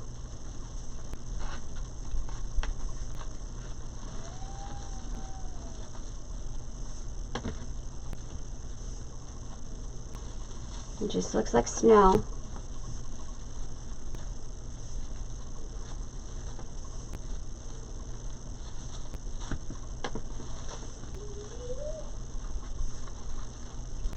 Alright, so in the center of this, you do want to kind of tighten it up, because you don't want that to be a little floppy. And we take a small little piece.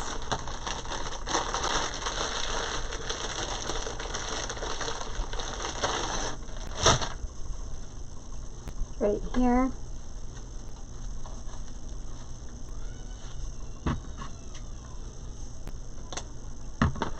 Just enough to tighten it. You can even crisscross it more if you don't feel comfortable. So let's say this isn't enough for you to hold it on.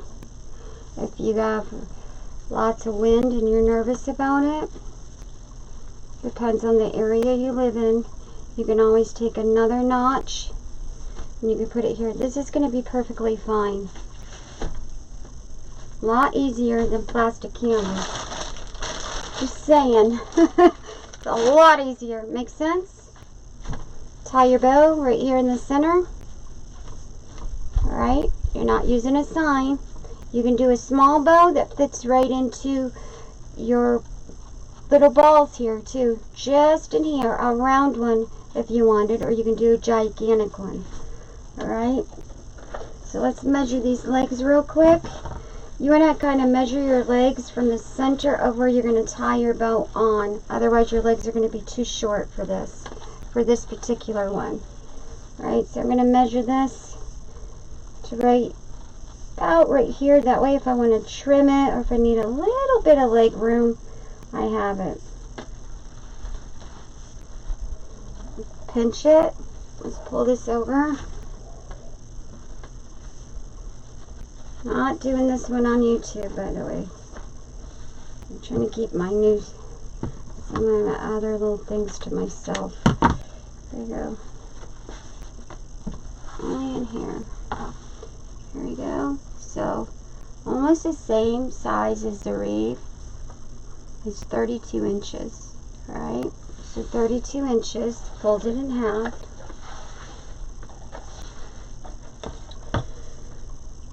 Let me go ahead and get my, there you go.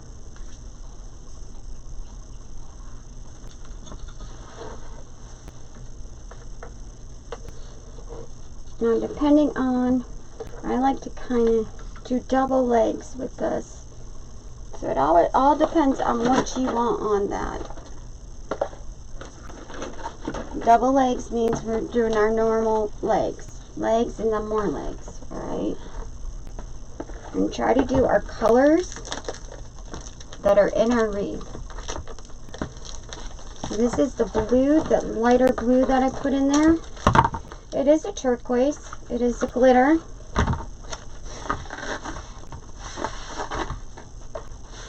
They have every color in this. Every single color in glitter. Every color in glitter, glitter, glitter. So, glitter, glitter, glitter. It's Christmas. Gotta do glitter. There we go. That's good, that's good, that's good. This is beautiful. Cut, cut, cut, cut, cut, cut.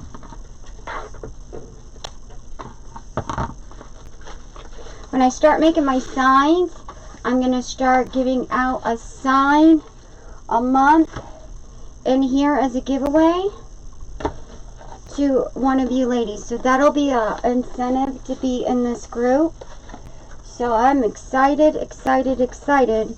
That'll be something fun. It really is going to be fun. So I'm really, really, really excited. I really excited. Make everybody laugh. So once I start printing and start making them, it will be a sign a month for one lady in our group. So every single month it will be a sign giveaway in here, one of my signs that I make. So I'm very excited. Plus I want to do like vinyl, because you could heat press vinyl too. So there's so much I can do. So it's going to be exciting. I can do glass. I can glass. I can do keychains. All kinds of stuff. I am excited. Ornaments. I can do the little bling. You know this little thing that you put on the back of your phone here? Okay, I got a new case. It's my birthday. My birthday's coming up. So it's my birthday present. Alright, so that was my birthday present, is a new phone case. So see this little thing right here? So all it is a little twisty magnet.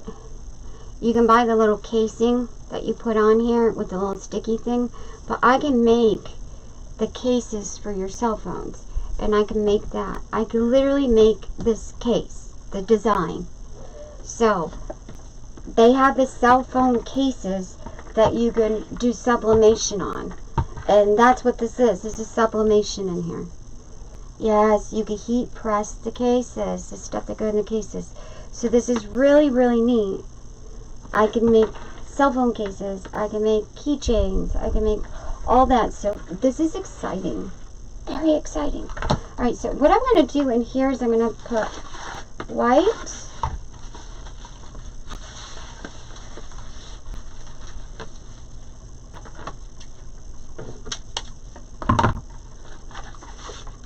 Then blue. Alright. Now remember, we're going to be adding more legs.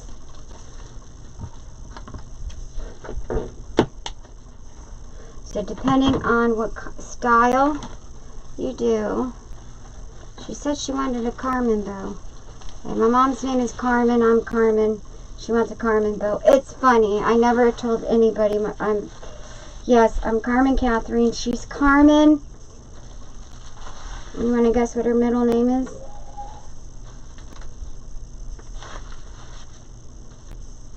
America. Carmen America, and I'm Carmen Catherine. How much do you love the USA? I'm serious. Oh, this is what I forgot. Ah! Hold on.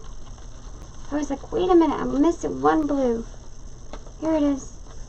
Hold on, hold on, hold on. Remember, I have six colors.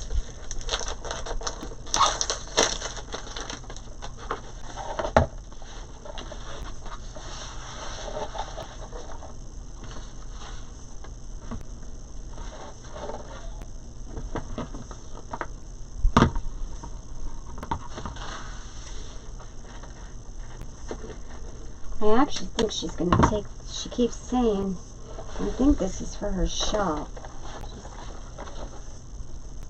Alright. She said her house, but I think it's for her shop.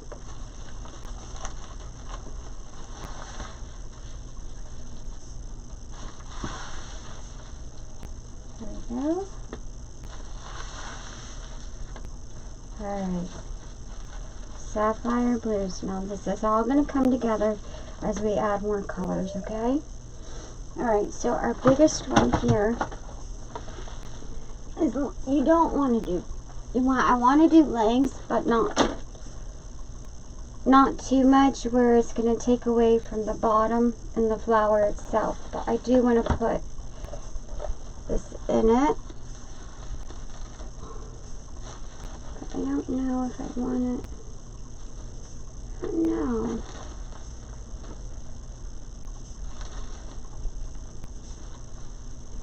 Yeah, because I have it right here.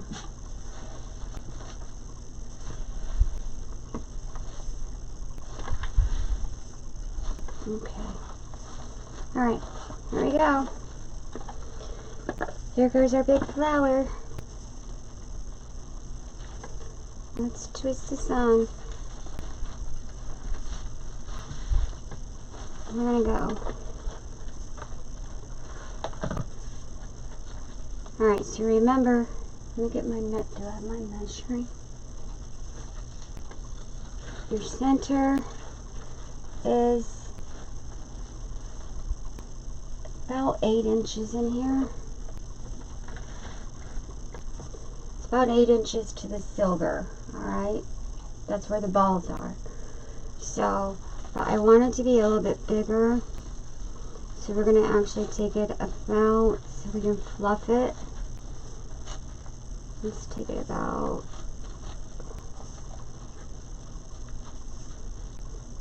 five and a half. Here, I'm going to test it because I don't, let me grab my other frame. I might change it.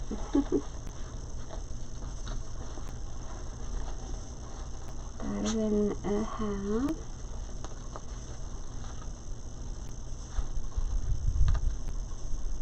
There we go. And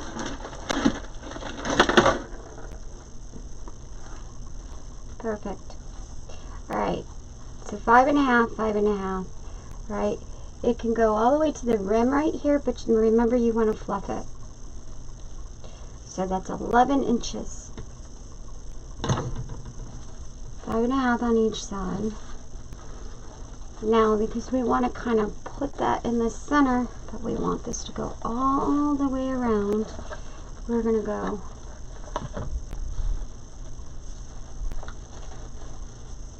one, two, twist. We got 6 ribbons, so remember 6 ribbons. 2, fold down, it's 2 and 2, twist,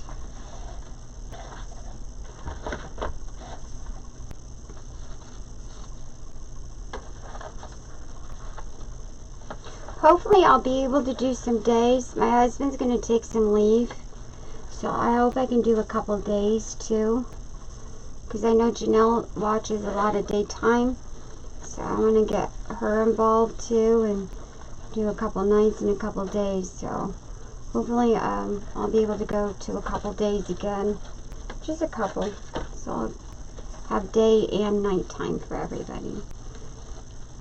Alright, there we go. 3. Now 3 is going to get it 1, 2, 3, but if you kind of want it to go down, I want 4. Alright, and maybe even 5. That's why I said this is probably going to be a really big bow. So let's go. And you got it a little bit bigger, so as you're going to pull it in, kind of make sure this will move on you. Alright, remember that as you lay it on, it gets a little bit bigger. So as it goes up, it goes to 6, 5.5 to 6. See how it's laying almost at 6? That's normal, because you're going to pull it. It's going round. So even though it's laying right on top of it, it's going to be slightly, just slightly a little bit bigger. Just slightly. Very slightly. Alright, here's 4. I'm going to go ahead and twist this just in case, because I don't want it to move out of my way. We're going to go 1, 2, 3, 4. Remember, when I pull it down, it's going to flower out. 1, 2, 3, 4. I think that's going to be plenty, because it's going to flower completely into the center like a big flower bow. There we go. Take it,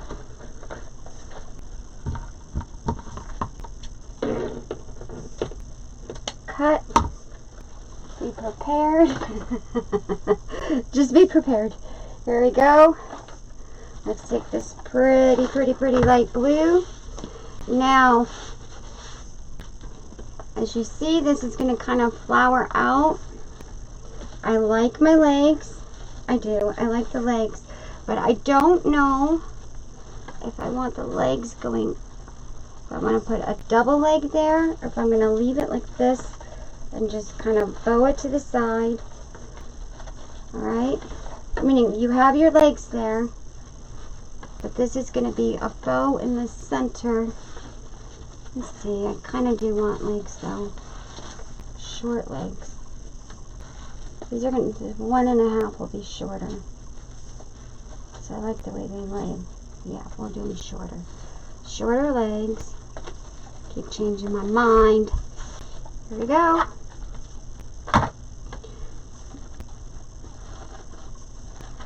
And just take this to our bottom.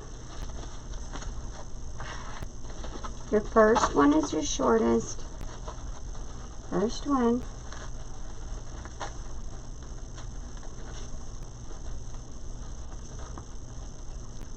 And we got 5. Okay. Remember, as you lay it down, it shrinks. It gets bigger, sorry, as you flop it on. It's going to get a little bit gradually bigger. Because it's thick. It's not thin ribbon. There we go. 5.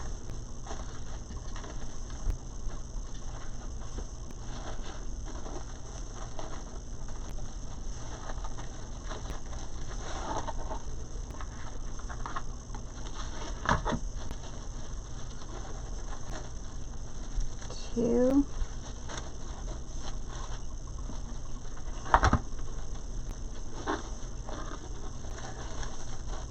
2, 3,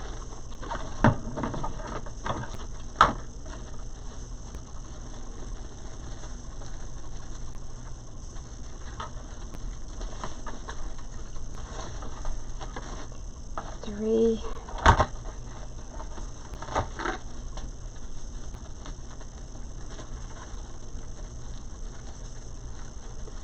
2, 3, 3. Alright, so we got 1, 2, 3, and I think we're gonna do 4. 4.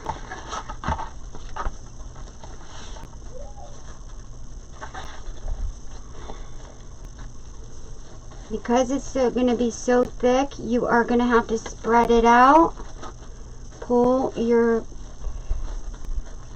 bow apart as you layer it on, or it's not going to fit all in here. Because this is not, like I said, this is not thin ribbon.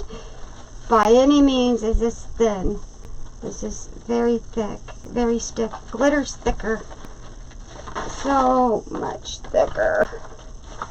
See how thick it is? But it's so pretty. It is beautiful. There we go.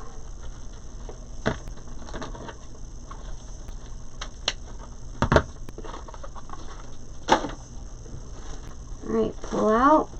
Remember, you don't fluff it till the end, so don't worry about that. Hope everybody's prepping and just keeping busy for your evening. Lots of prepped yesterday and today for the holiday. You're going to be alone. I love you. You're not alone. I love you. Alright, there we go. Beautiful. Beautiful, beautiful, beautiful. This is pretty. So pretty. Alright, so next color. Next ribbon. I know the colors of the next ribbon I have on here is I have silver. Alright, silver. I don't know if I want to do that. Yeah, I did. Nope.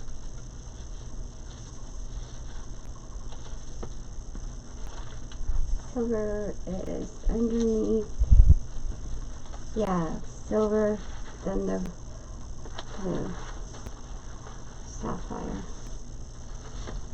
Silver.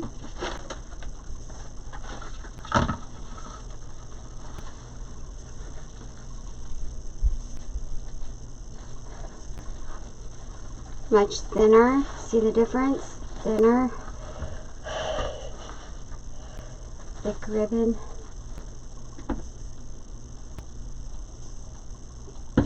Key is I am drinking coffee, and I did eat because I haven't eaten in 2 days. Alright, so this is thick. This is thicker. It's got the glitter in it. Even though this has glitter in it, this is a thinner. Alright, this is more like a kind of almost like a velvet inside it, but it's not. It's a fabric. It's literally a fabric on that one. Alright, so about 1 inch shorter. 1. Make sure you get that twist in there or it's not going to stay. 2. 1 inch shorter. When you get to a point you're not going to be able to measure it, you're going to have to look by eyesight unless you have your little measuring. Alright, when it gets to big ribbons, take your little measuring tape and you can measure on here. You can measure it with a pull out measuring tape. Alright. There you go. 2. Twist. Make sure you get that twist in there. Twist is your key. Twist, twist, twist, twist, twist. I like to just toss my ribbon side to side or pull it out. You know me. I put it on this little thingy here. It gets on my nerves. And I make such big bows that it rolls up and twists on me. So I'd rather just do it my way which is easier. Everyone has their own way. I do have extra little ribbon things to hold it. It gets on my nerves. So I like mine this way. It just gives me more room to be creative. I don't know if anyone else has got to that point where you're doing your ribbon and you pull it on your little stick here and it twirls up and gets all twirled up on you. This makes it so much easier for me. Doesn't mean that it's the right way. Everyone has their own way. Doesn't mean anyone's doing anything wrong. It's the right way for me. Alright, we're all different. This, I can move and maneuver better. Alright, that being said, this girl, this is going to all go down into a flower when I pull it in. I actually think I'm going to do that 4 as well. Yeah. Let's see what other colors we have. We have white, a royal blue, white, and our dot ribbon.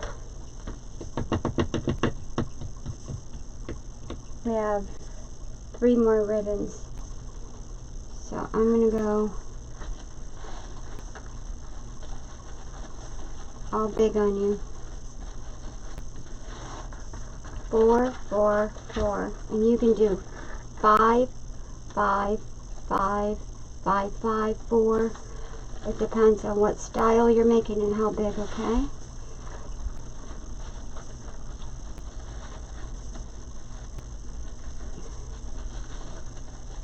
One, 2, 3, 4.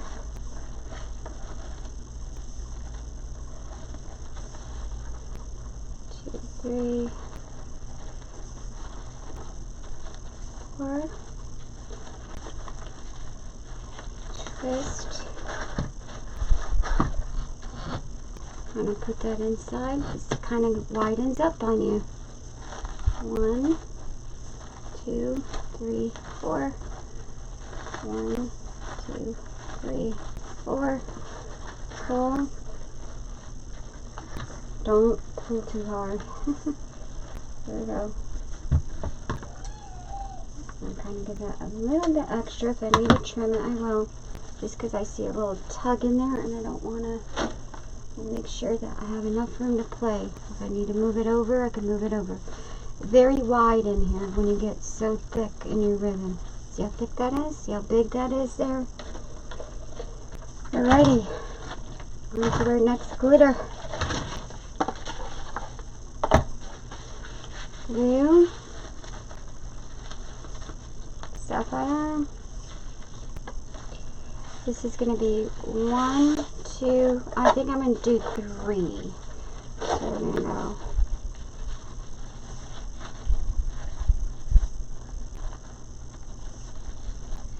1,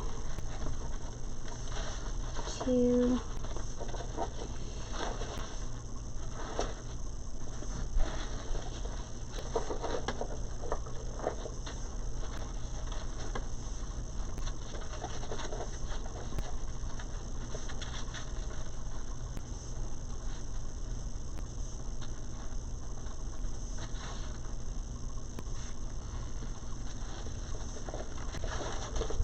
2.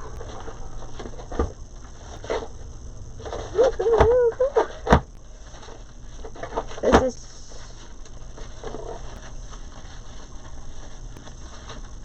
I think I'm going to use my other board when I do my next one, or change out my pegs, because I think I warped these. I have 3 boards, so you can change out your board where you're not using your same board. It's good to have 2 boards because this will kind of widen in here, and it's good to change out your pegs, okay? It's actually, the ribbon is very thick. So I'm going to do 3.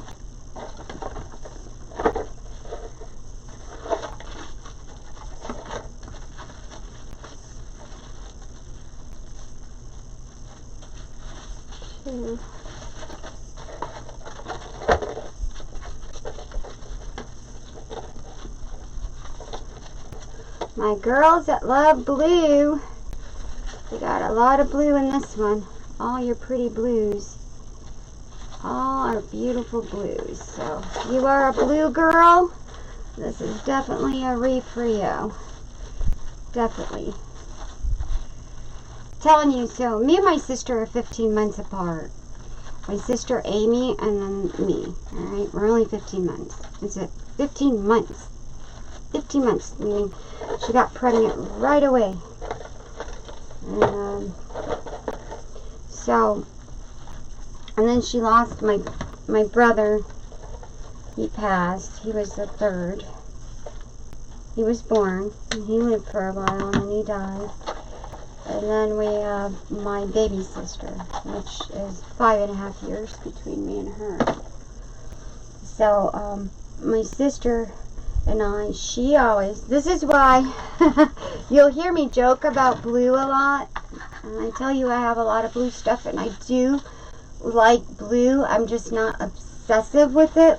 I'm more of the minty blue, because I was always dressed in blue, and being 15 months apart, my sister was always pink and I was always blue. That's how we kept our clothes apart. We had the same clothes but in different colors, being two girls. Such a short age difference. Does that make sense?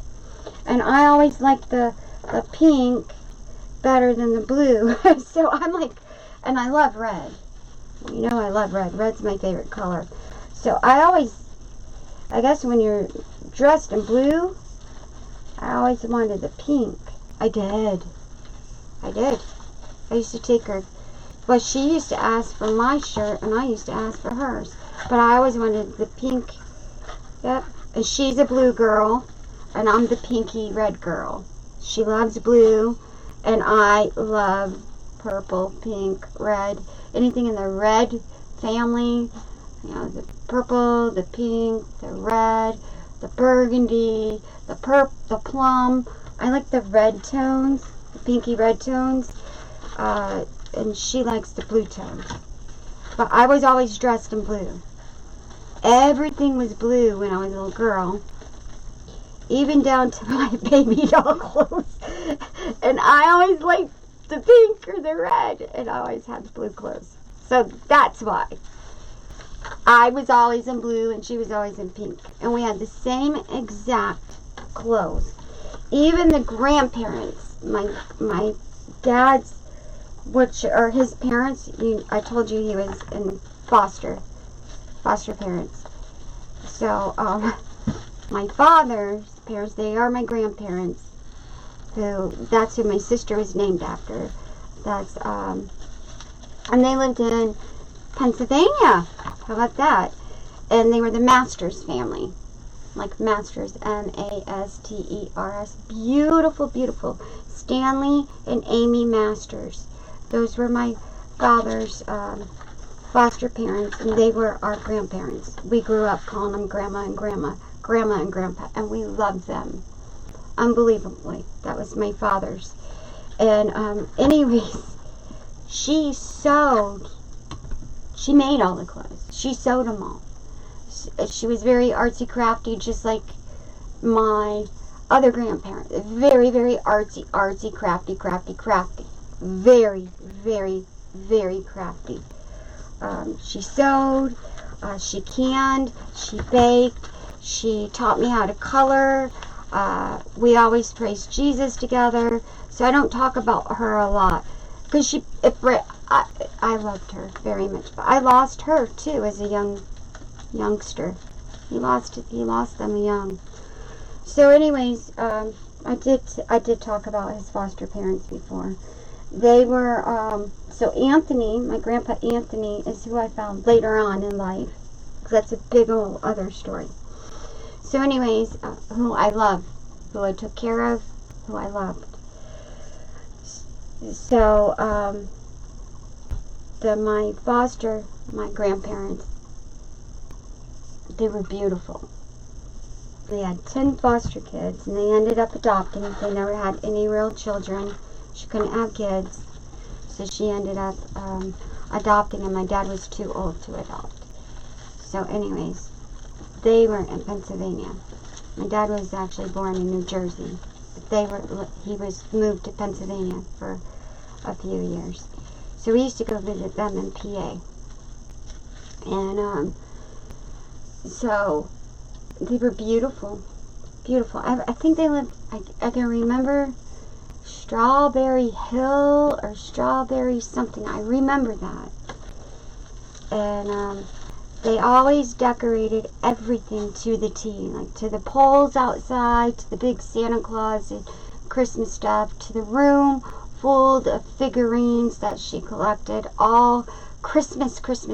I did talk about. Okay, he was the one, I have lots of grandparents, alright? But he was one of the ones that came out in the Santa suit and still kept the Santa boots on. That's my other grandfather. Yep. And when my grandmother passed away, we think that he unplugged his oxygen and passed away. We don't know, but that's what they assume.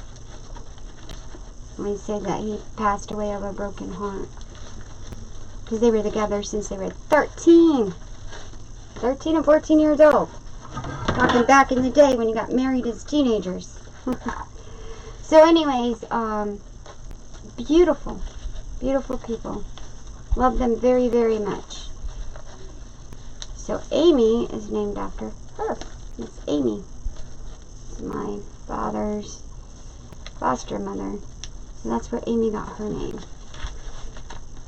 And then Michelle is named after, was one of my mom's best friends or something, I think, because it's Michelle Dawn.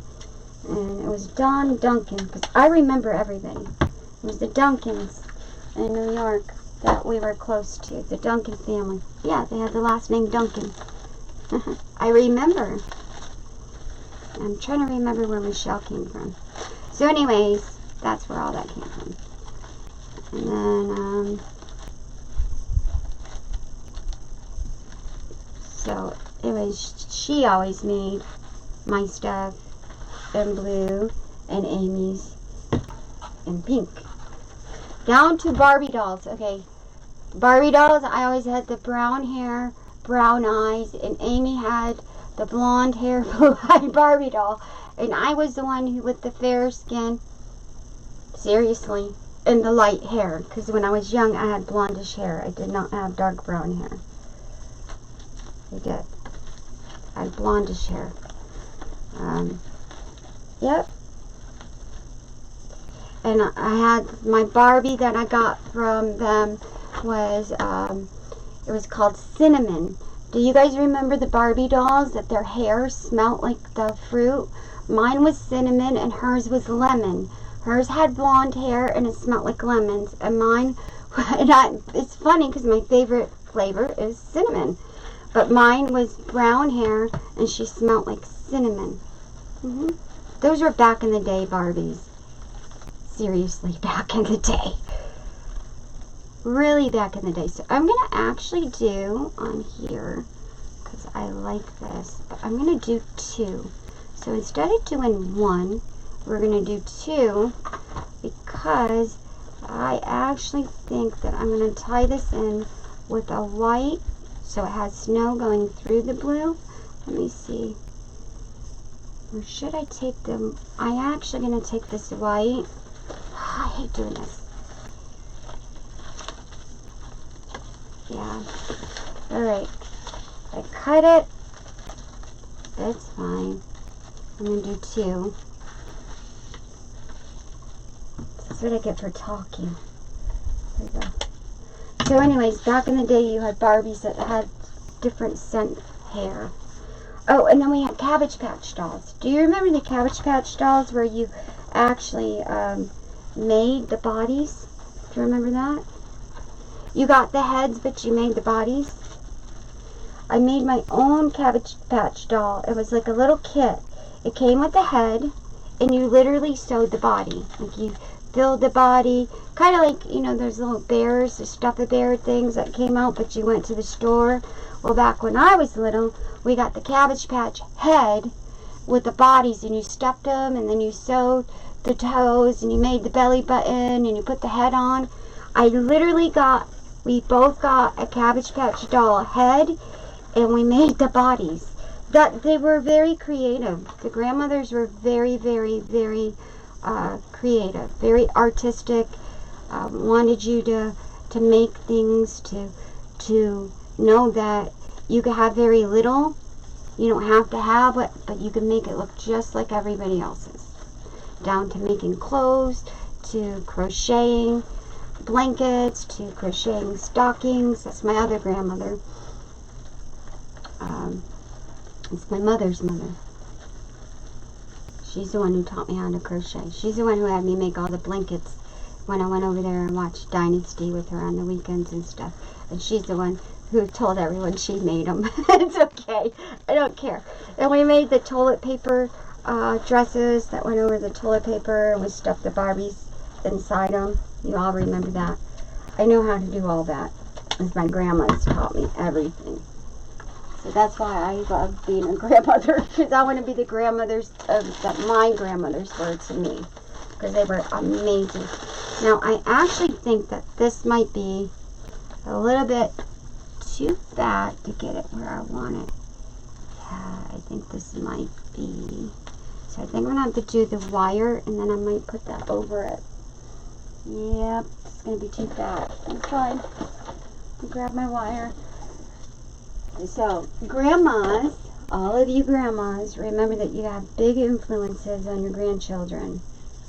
That's why I'm so involved with, I get the honor of having Angel Baby with me all the time. And I'm so in tune with him. And I try to make an impact on his life, and he's special. He's different. So, you know, like I said, I feel like we're blessed with this special little baby. But I feel that grandmas, we have a special job. You know, when we're mommies, we're great mothers, but when we're moms, we're so busy working, and we're so busy trying to put food on the table and be the housewife and do all the other stuff, that time just flies by. When we're grandmas, we try to take those precious moments and picture book them. We picture book them. We make that last as long as we can. We sit there in awe at our grandkids. We enjoy every minute of it, and we smile because it's an extension of ourselves. Does that make sense? Your grandchildren are an extension of you. They are, and you don't have to be. You can adopt and have grandchildren. You can foster and have, however it is, they are an extension of us. So we kind of have that time where we didn't have the time when we're trying to take care of our own little ones and all that stuff, that we picture book them. We freeze them in time. We watch every little thing they do, and we get so excited. And we're the ones telling our kids, you want to enjoy them while they're this little. And they grow up so fast. And before you know it, you're going to miss this. This is the best age when you were little. This is the funnest time I had with you when you were this age. You want to enjoy this. Enjoy this. That's us. We're the ones, we picture book them. We hold them so close. We enjoy every second of these children. Every single second that we frame it. We look at life so differently. We're like, slow down, slow down, slow down. Enjoy what you have right now. Enjoy while you're young, because you don't stay young forever. We get old so fast. Blink your eye, and 20 years pass. Blink your eyes, and time just goes right by you. Enjoy, enjoy, enjoy. Enjoy it while they're young. Enjoy every second. Love them. You know, And then we're the ones who sit there with the kids and we say, let's pray, Mom and Dad's so busy. I'm not saying they don't pray. I'm not saying they don't do that. I'm saying that it's so busy that we just have more time with them. We do. And more. So I'm going to pull this up. I wanted to put the white in there, but we're not going to see it. So let's see how this ties in. I kind of want to put the white in though. I think the tie is going to be better. I might put it in after I put it on. There we go. Yeah, I didn't put the zip tie. As you see, no zip tie on this. You got the wires in the center, so you don't use zip ties. Alright. You still have a beautiful flower without the zip tie in it.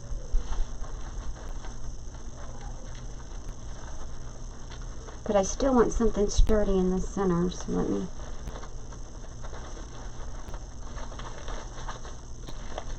I enjoy every minute. Every second. Every second. We're the ones calling our kids.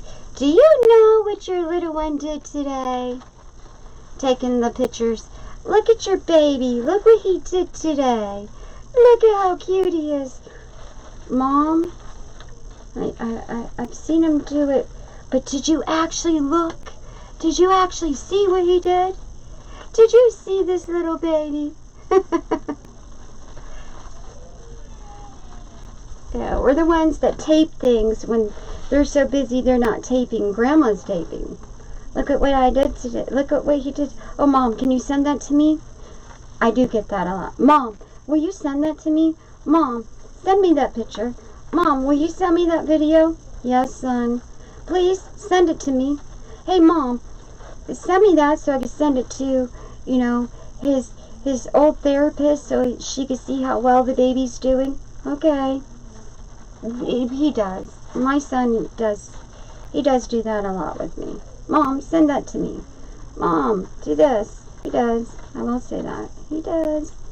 He's real good about that. He is. He's real good.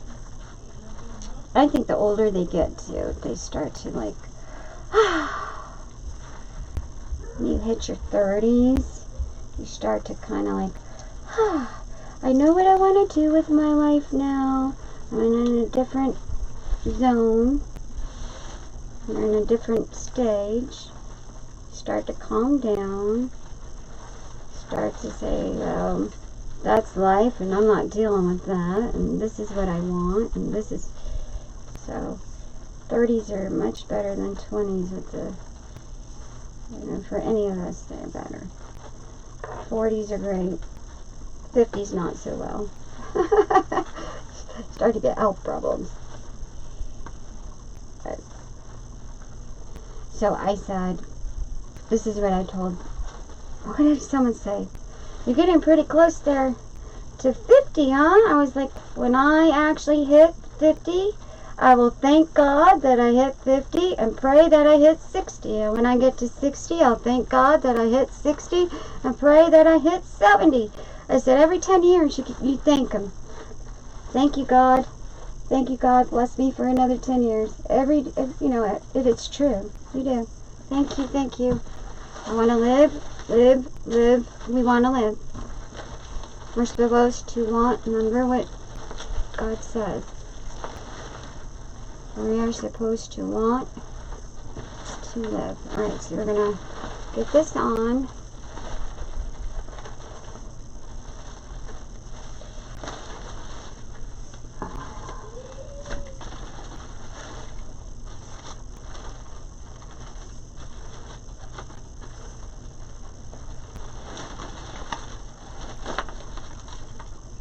You're to want to live.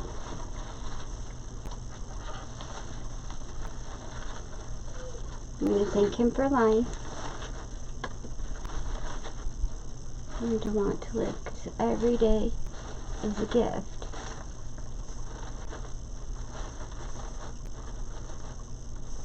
I'm not afraid to die, but I want to live. Put it that way. I'm not afraid to die. but I want to live. That's how I feel. I'm not afraid. I know where I'm going. I know where I'm going. But I want to live. So if you want to have more of the flower going completely round, then you're going to want to take this and you're going to want to not do the legs on top, right? That is going to round it off all the way to the bottom, and then you can also do 5 on each side. But because she wants legs, I did it a little bit different than if I was to just put one big round, okay? Legs make a big difference. That's why I asked her, do you? And thank you, Janet, once again. Janet's like, does she want legs? So I asked her, do you want legs? Yep. The whole Carmen bow, okay? Carmen Catherine, okay? Carmen Catherine bow. Alright, here we go. Go, go, go, go, go. Let's get this. Alright, so tie it. Now once you tie this, if you want to put the white over it, just to make it a little more sturdy, which this actually seems to be good. Now you can also put lights in this. So I would not, I'm not too crazy about lights on flowers, but I'll put lights on it. I will. Don't like putting lights on, but I'll put lights on it if she wants it. Just depends on where it's going to be. And the flowers kind of takes it away. So let's take this.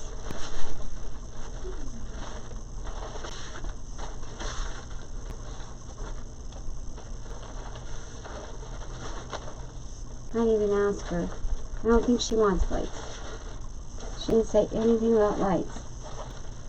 I don't think she does. I wouldn't put lights on it. Not on this.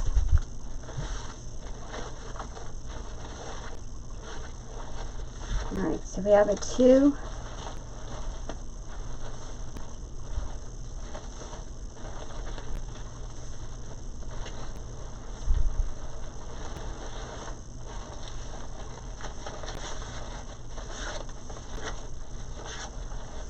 Layered bow. Okay.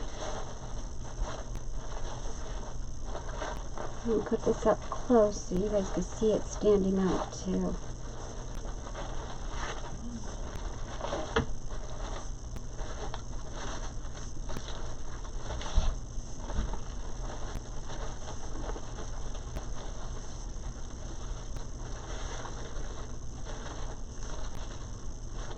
So if she wants this curly, you can curl it, you know, do the lace. Because I do the lace too, where I twirl it going down. But when you're working with this glitter here, it tends to not quite keep its shape like you want it to. So, alright, so you kind of want that.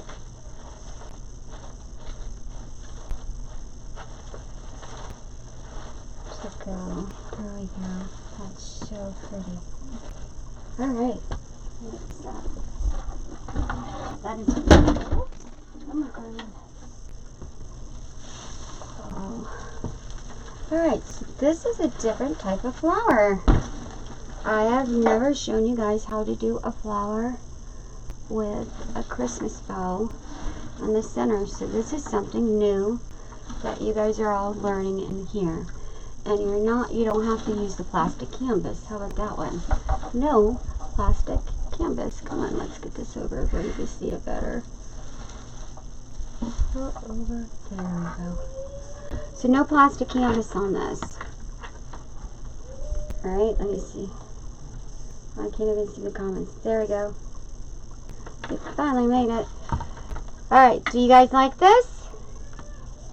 This is beautiful. Get this where you can see it better. See how pretty? This is gonna pop on her door. This is gorgeous. So this is something you can do